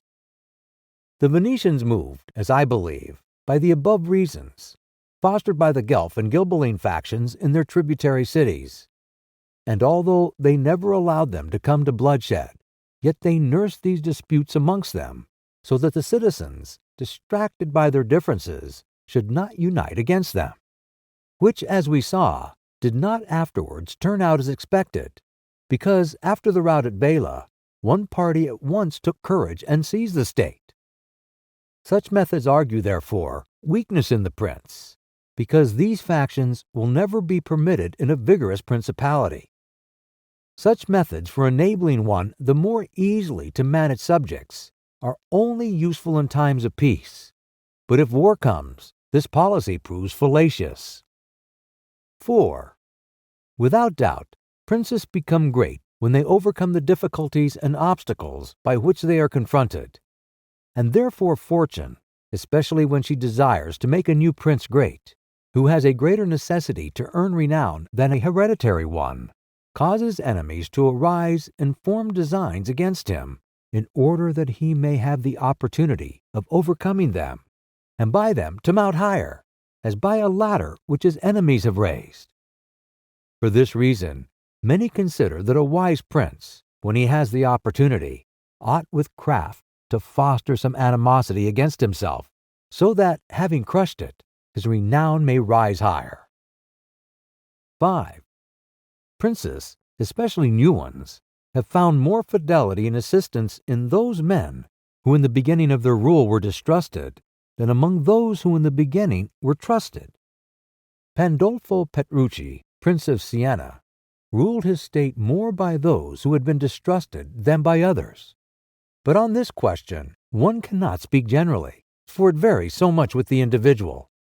I will only say this, that those men who at the commencement of a princedom have been hostile, if they are of a description to need assistance to support themselves, can always be gained over with the greatest ease, and they will be tightly held to serve the prince with fidelity, inasmuch as they know it to be very necessary for them to cancel by deeds the bad impression which he had formed of them. And thus the prince always extracts more profit from them than from those who, serving him in too much security, may neglect his affairs. And since the matter demands it, I will not fail to warn a prince, who by means of secret favors has acquired a new state, that he must well consider the reasons which induce those to favor him who did so. And if it be not a natural affection towards him, but only discontent with their government, then he will only keep them friendly with great trouble and difficulty, for it will be impossible to satisfy them. And weighing well the reasons for this in those examples which can be taken from ancient and modern affairs, we shall find that it is easier for the prince to make friends of those men who were contented under the former government, and are therefore his enemies, than of those who, being discontented with it, were favorable to him and encouraged him to seize it. 6. It has been a custom with princes, in order to hold their states more securely, to build fortresses that may serve as a bridle and bit to those who might design to work against them, and as a place of refuge from a first attack. I praise this system because it has been made use of formerly.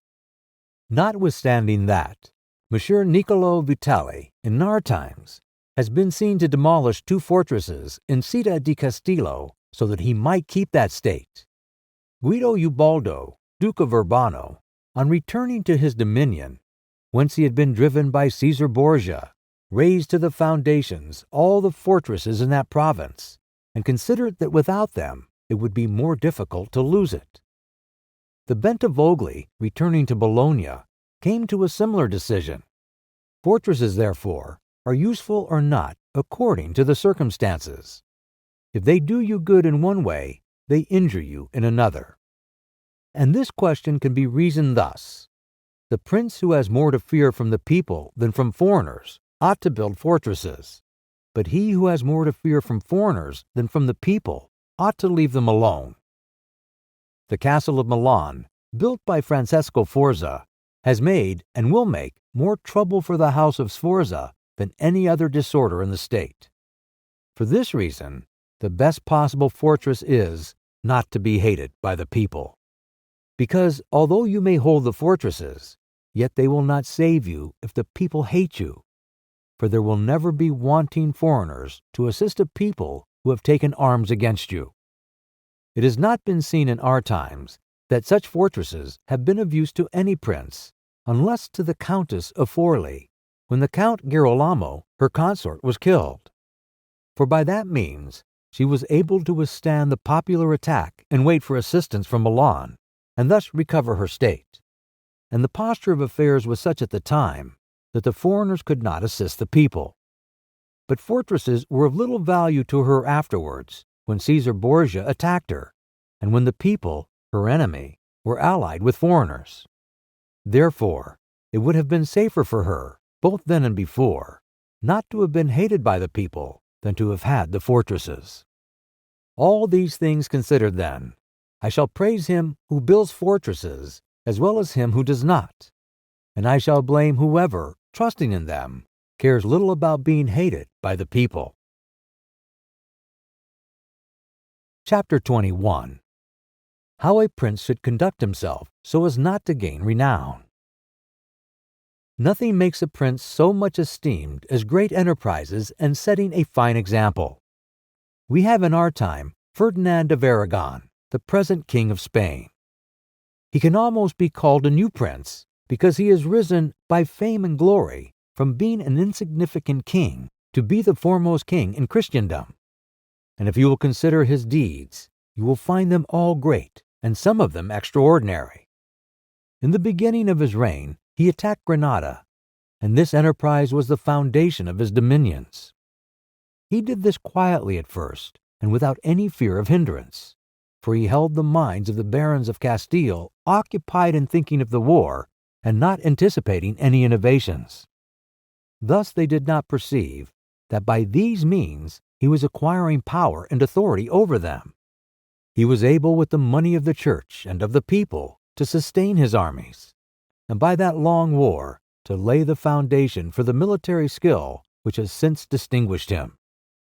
Further, always using religion as a plea, so as to undertake greater schemes, he devoted himself with pious cruelty to driving out and clearing his kingdom of the Moors. Nor could there be a more admirable example, nor one more rare. Under this same cloak, he assailed Africa. He came down on Italy. He has finally attacked France. And thus his achievements and designs have always been great, and have kept the minds of his people in suspense and admiration, and occupied with the issue of them. And his actions have arisen in such a way, one out of the other, that men have never been given time to work steadily against him. Again, it much assists a prince to set unusual examples in internal affairs, similar to those which are related of Monsieur Bernabo de Milano, who, when he had the opportunity, by any one in civil life doing some extraordinary thing, either good or bad, would take some method of rewarding or punishing him, which would be much spoken about. And a prince ought, above all things, always endeavor in every action to gain for himself the reputation of being a great and remarkable man. A prince is also respected when he is either a true friend or a downright enemy. That is to say, when, without any reservation, he declares himself in favor of one party against the other, which course will always be more advantageous than standing neutral. Because if two of your powerful neighbors come to blows, they are of such a character that if one of them conquers, you have either to fear him or not. In either case, it will always be more advantageous for you to declare yourself and to make war strenuously, because in the first case, if you do not declare yourself, you will invariably fall a prey to the conqueror, to the pleasure and satisfaction of him who has been conquered, and you'll have no reasons to offer, nor anything to protect or to shelter you. Because he who conquers does not want doubtful friends who will not aid him in the time of trial. And he who loses will not harbor you because you did not willingly, sword in hand, court his fate. Antiochus went into Greece, being sent for by the Aetolians to drive out the Romans. He sent envoys to the Achaeans, who were friends of the Romans, exhorting them to remain neutral. And on the other hand, the Romans urged them to take up arms. The question came to be discussed in the Council of the Achaeans, where the legate of Antiochus urged them to stand neutral. To this the Roman legate answered, "As for that which has been said, that it is better and more advantageous for your state not to interfere in our war, nothing can be more erroneous, because by not interfering you will be left without favor or consideration, the guerdon of the conqueror. Thus it will always happen that he who is not your friend will demand your neutrality, whilst he who is your friend will entreat you to declare yourself with arms. And irresolute princes, to avoid present dangers, generally follow the neutral path and are generally ruined.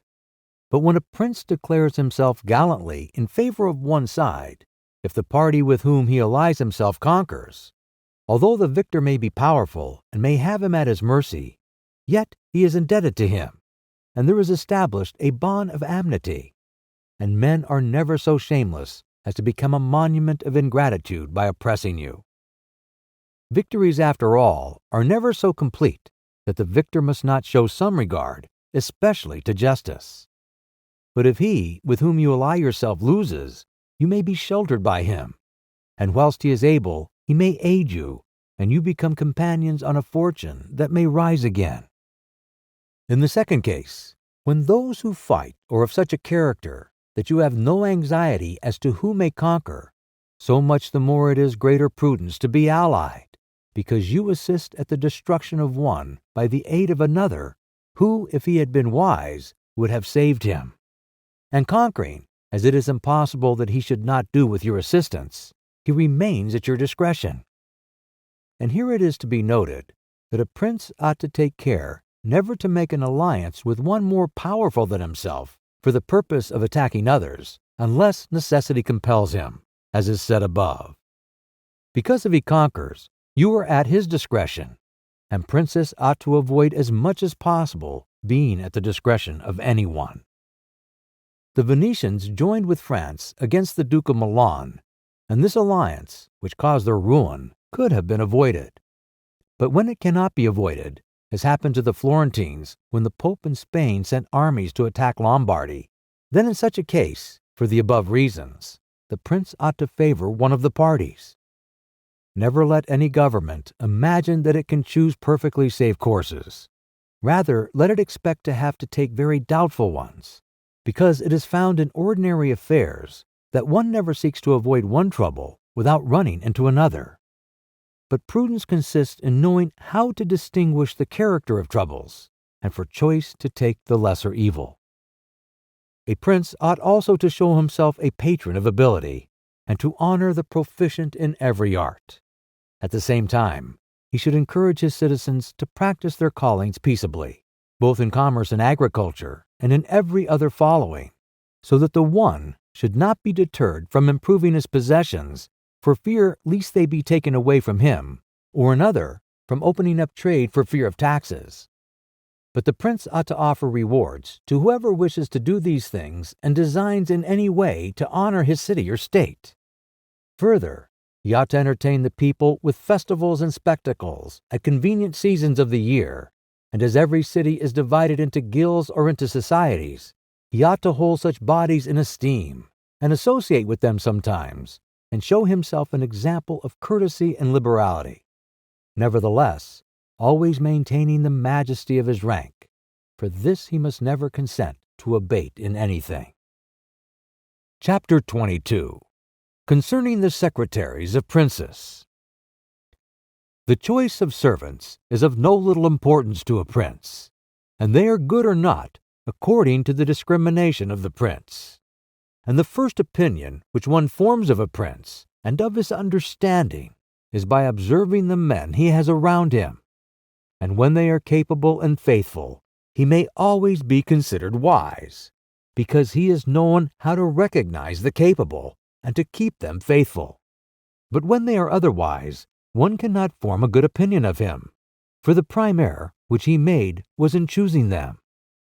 There were none who knew Messer Antonio da Finafro as a servant of Pandolfo Petrucci, Prince of Siena, who would not consider Pandolfo to be a very clever man in having Venafro for his servant.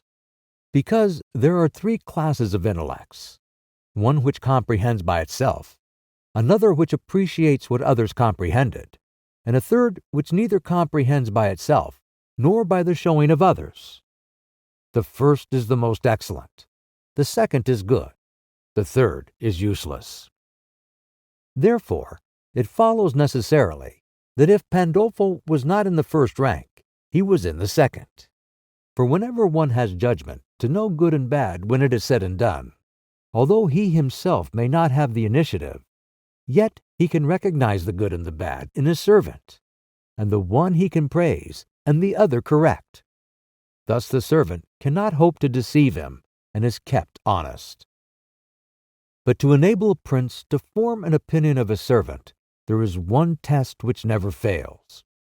When you see the servant thinking more of his own interest than of yours, and seeking inwardly his own profit in everything, such a man will never make a good servant, nor will you ever be able to trust him. Because he who has the state of another in his hands ought never to think of himself, but always of his prince, and never pay any attention to matters in which the prince is not concerned. On the other hand, to keep his servant honest, the prince ought to study him, honoring him, enriching him, doing him kindness, sharing with him the honors and cares, and at the same time let him see that he cannot stand alone, so that many honors may not make him desire more, many riches make him wish for more, and that many cares may make him dread chances. When, therefore, servants and princes toward servants are thus disposed, they can trust each other. But when it is otherwise, the end will always be disastrous for either one or the other. Chapter 23. How Flatterers Should Be Avoided. I do not wish to leave out an important branch of this subject, for it is a danger from which princes are with difficulty preserved, unless they are very careful in discriminating. It is that of flatterers, of whom courts are full, because men are so self-complacent in their own affairs, and in a way so deceived in them, that they are preserved with difficulty from this pest. And if they wish to defend themselves, they run the danger of falling into contempt, because there is no other way of guarding oneself from flatterers, except letting men understand that to tell you the truth does not offend you. But when everyone may tell you the truth, respect for you abates. Therefore, a wise prince ought to hold a third course by choosing the wise men in his state, and giving to them only the liberty of speaking the truth to him, and then only of those things of which he inquires, and of none others. But he ought to question them upon everything, and listen to their opinions, and afterwards form his own conclusions. With these counselors, separately and collectively, he ought to carry himself in such a way that each of them should know that the more freely he shall speak, the more he shall be preferred. Outside of these, he should listen to no one, pursue the thing resolved on, and be steadfast in his resolution. He who does otherwise is either overthrown by flatterers, or is so often changed by varying opinions that he falls into contempt. I wish on this subject to adduce a modern example. Fra Luca, the man of affairs to Maximilian, the present emperor, speaking of his majesty, said, "He consulted with no one, yet never got his own way in anything." This arose because of his following a practice the opposite to the above. For the emperor is a secretive man. He does not communicate his designs to anyone, nor does he receive opinions on them, but as in carrying them into effect, they become revealed and known, and they are at once obstructed by those men whom he has around him, and he, being pliant, is diverted from them. Hence it follows that those things he does one day he undoes the next, and no one ever understands what he wishes or intends to do, and no one can rely on his resolutions. A prince, therefore, ought always to take counsel, but only when he wishes and not when others wish. He ought rather to discourage everyone from offering advice unless he asks it, but however, he ought to be a constant inquirer, and afterwards a patient listener concerning the things of which he inquired. Also, on learning that anyone, on any consideration, has not told him the truth, he should let his anger be felt. And if there are some who think that a prince who conveys an impression of his wisdom is not so through his own ability, but through the good advisers that he has around him, beyond doubt they are deceived, because this is an axiom which never fails, that a prince who is not wise himself will never take good advice, unless by chance he has yielded his affairs entirely to one person who happens to be a very prudent man. In this case, indeed, he may be well governed, but it would not be for long, because such a governor would in short time take away his state from him. But if a prince who is not inexperienced should take counsel from more than one, he will never get united counsel, nor will he know how to unite them. Each of the counselors will think of his own interests, and the prince will not know how to control them or to see through them. And they are not to found otherwise, because men will always prove untrue to you unless they are kept honest by constraint. Therefore, it must be inferred that good counsels, whencesoever they come, are born of the wisdom of the prince, and not the wisdom of the prince from good counsels. Chapter 24. Why the Princes of Italy have lost their states. The previous suggestions, carefully observed, will enable a new prince to appear well established, and render him at once more secure and fixed in the state than if he had been long seated there. For the actions of a new prince are more narrowly observed than those of an hereditary one, and when they are seen to be able, they gain more men and bind far tighter than ancient blood, because men are attracted more by the present than by the past, and when they find the present good, they enjoy it and seek no further. They will also make the utmost defense of a prince if he fails them not in other things. Thus it will be a double glory for him to have established a new principality and adorned and strengthened it with good laws, good arms, good allies, and with a good example. So will it be a double disgrace to him who, born a prince, shall lose his state by want of wisdom. And if those signors are considered who have lost their states in Italy in our times, such as the King of Naples, the Duke of Milan, and others, there will be found in them, firstly, one common defect in regard to arms from the causes which have been discussed at length.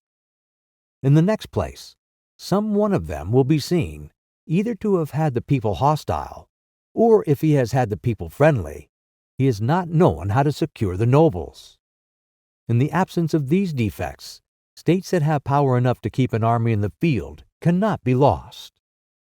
Philip of Macedon, not the father of Alexander the Great, but he who was conquered by Titus Quintius, had not much territory compared to the greatness of the Romans and of Greece who attacked him.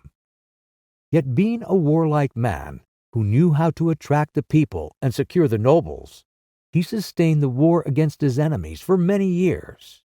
And if in the end he lost the dominion of some cities, nevertheless he retained the kingdom. Therefore, do not let our princes accuse fortune for the loss of their principalities after so many years' possession, but rather their own sloth, because in quiet times they never thought there could be a change.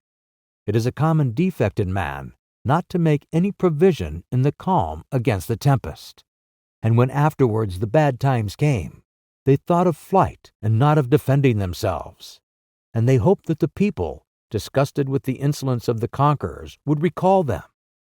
This course, when others fail, may be good, but it is very bad to have neglected all other expedients for that, since you would never wish to fall, because you trusted to be able to find someone later on to restore you. This again either does not happen, or if it does, it would not be for your security. because that deliverance is of no avail which does not depend upon yourself. Those only are reliable, certain, and durable that depend on yourself and your valor. Chapter 25. What fortune can effect in human affairs, and how to withstand her. It is not unknown to me how many men have had, and still have, the opinion that the affairs of the world are in such wise governed by fortune and by God, that men with their wisdom cannot direct them, and that no one can ever help them. And because of this, they would have us believe that it is not necessary to labor much in affairs, but to let chance govern them. This opinion has been more credited in our times because of the great changes in affairs which have been seen, and may still be seen every day beyond all human conjecture. Sometimes pondering over this, I am some degree inclined to their opinion. Nevertheless, not to extinguish our free will, I hold it to be true that fortune is the arbiter of one half of our actions, but that she still leaves us to direct the other half, or perhaps a little less. I compare her to one of those raging rivers, which, when in flood, overflows the plains, sweeping away trees and buildings, bearing away the soil from place to place. Everything flies before it, all yield to its violence, and without being able in any way to withstand it.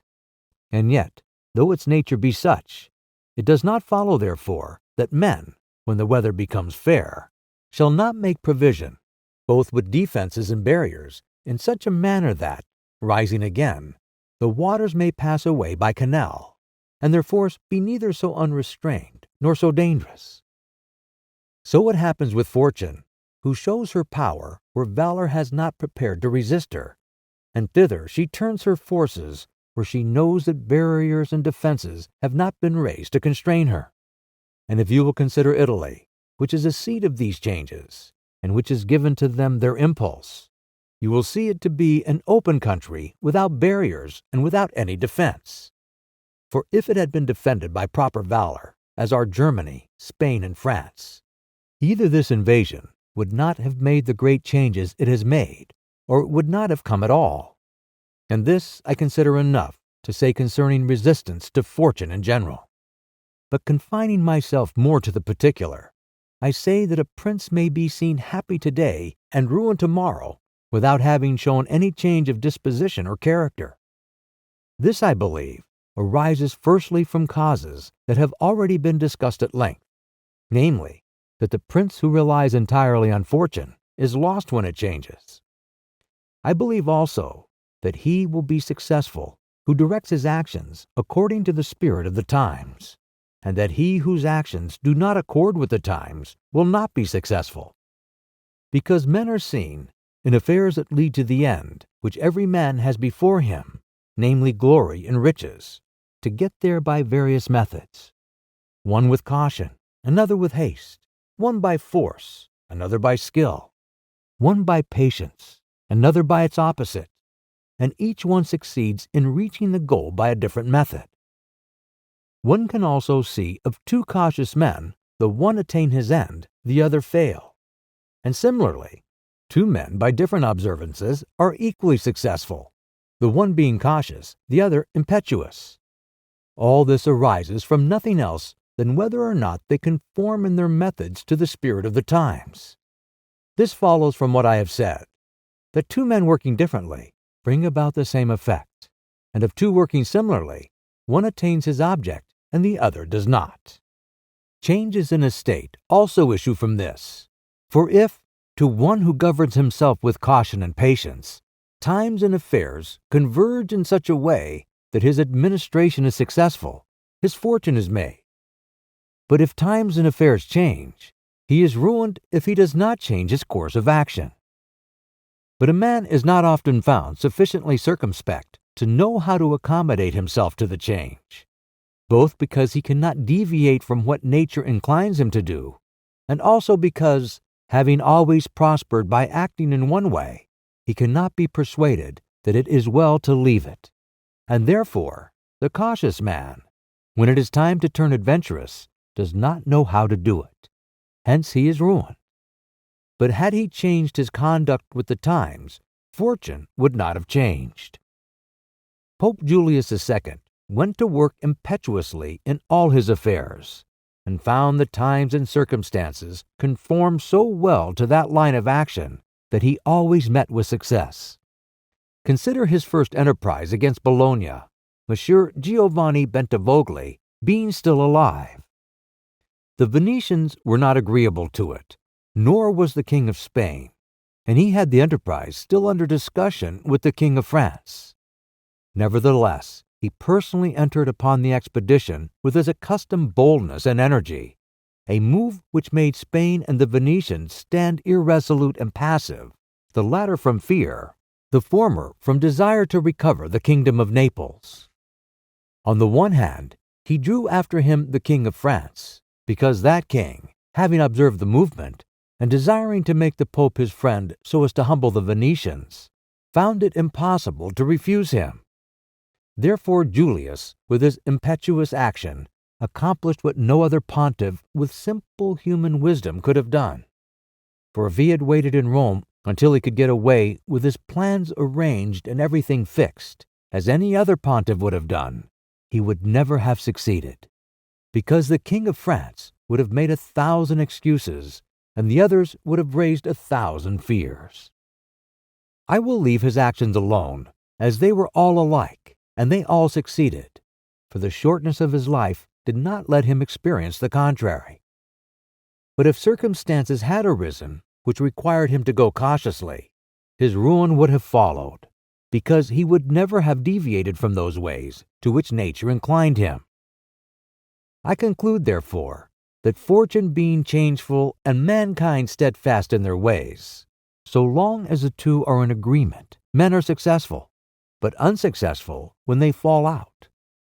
For my part, I consider it that it is better to be adventurous than cautious, because fortune is a woman, and if you wish to keep her under, it is necessary to beat and ill-use her, and it is seen that she allows herself to be mastered by the adventurous rather than by those who go to work more coldly.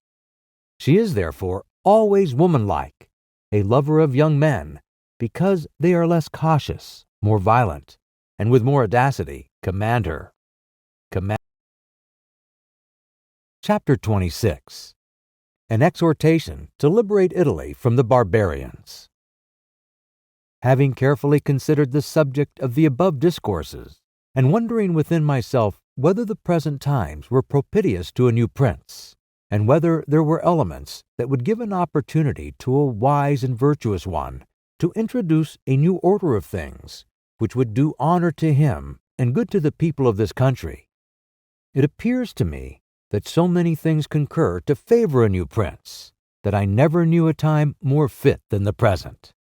And if, as I said, it was necessary that the people of Israel should be captive so as to make manifest the ability of Moses, that the Persians should be oppressed by the Medes so as to discover the greatness of the soul of Cyrus, and that the Athenians should be dispersed to illustrate the capabilities of Theseus, then at the present time, in order to discover the virtue of an Italian spirit, it was necessary that Italy should be reduced to the extremity that she is now in, that she should be more enslaved than the Hebrews, more oppressed than the Persians, more scattered than the Athenians, without head, without order, beaten, despoiled, torn, overrun, and to have endured every kind of desolation. Although lately some spark may have been shown by one which make us think that he was ordained by God for our redemption, nevertheless it was afterward seen, in the height of his career, that fortune rejected him, so that Italy, left as without life, waits for him who shall yet heal her wounds and put an end to the ravaging and plundering of Lombardy, to the swindling and taxing of the kingdom and of Tuscany, and cleanse those sores that for so long have festered. It is seen how she entreats God to send someone who shall deliver her from these wrongs and barbarous insolencies.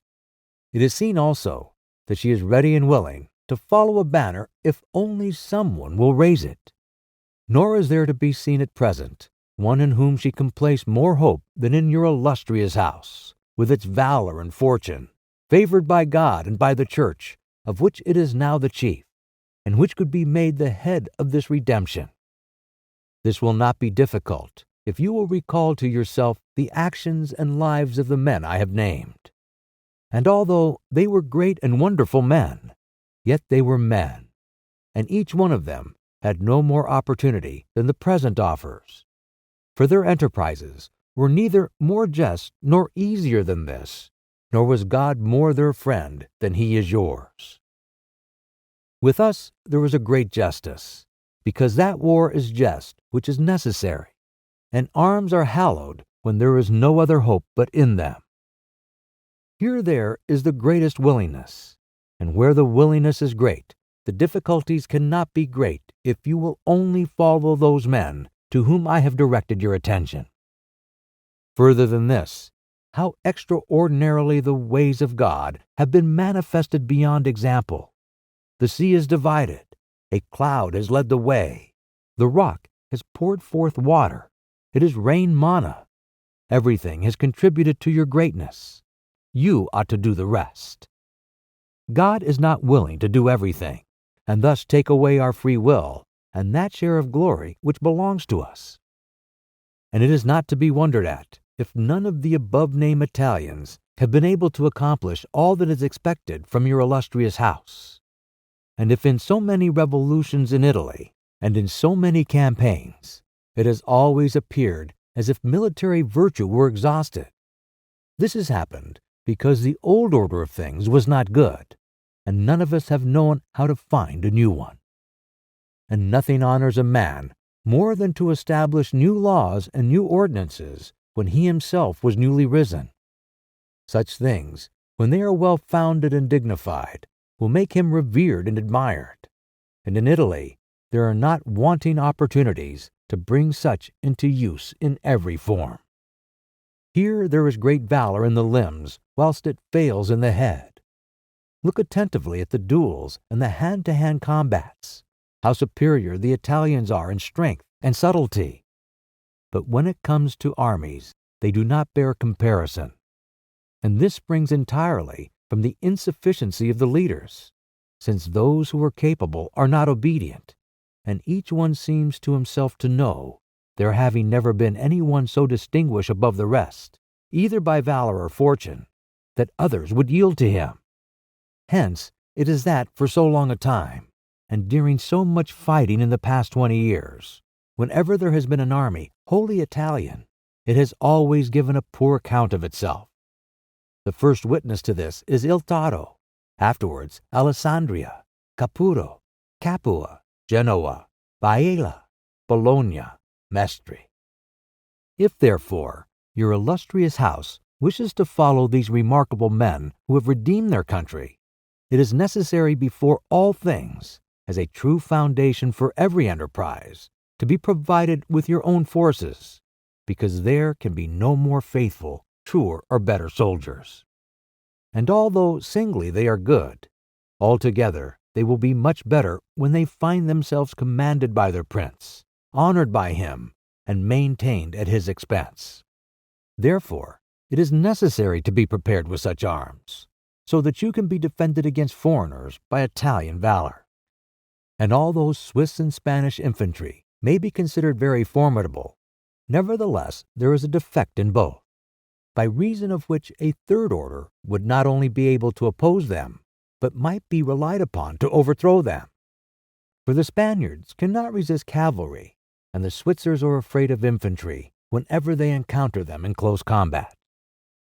Owing to this, as has been and may again be seen, the Spaniards are unable to resist French cavalry, and the Switzers are overthrown by Spanish infantry.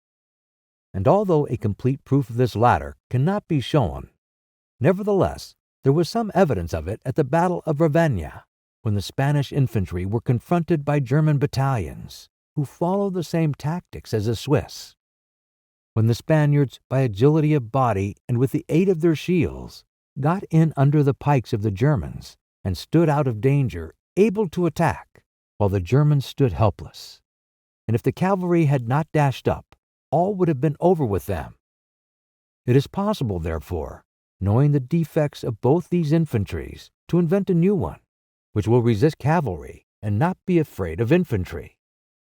This need not create a new order of arms, but a variation upon the old.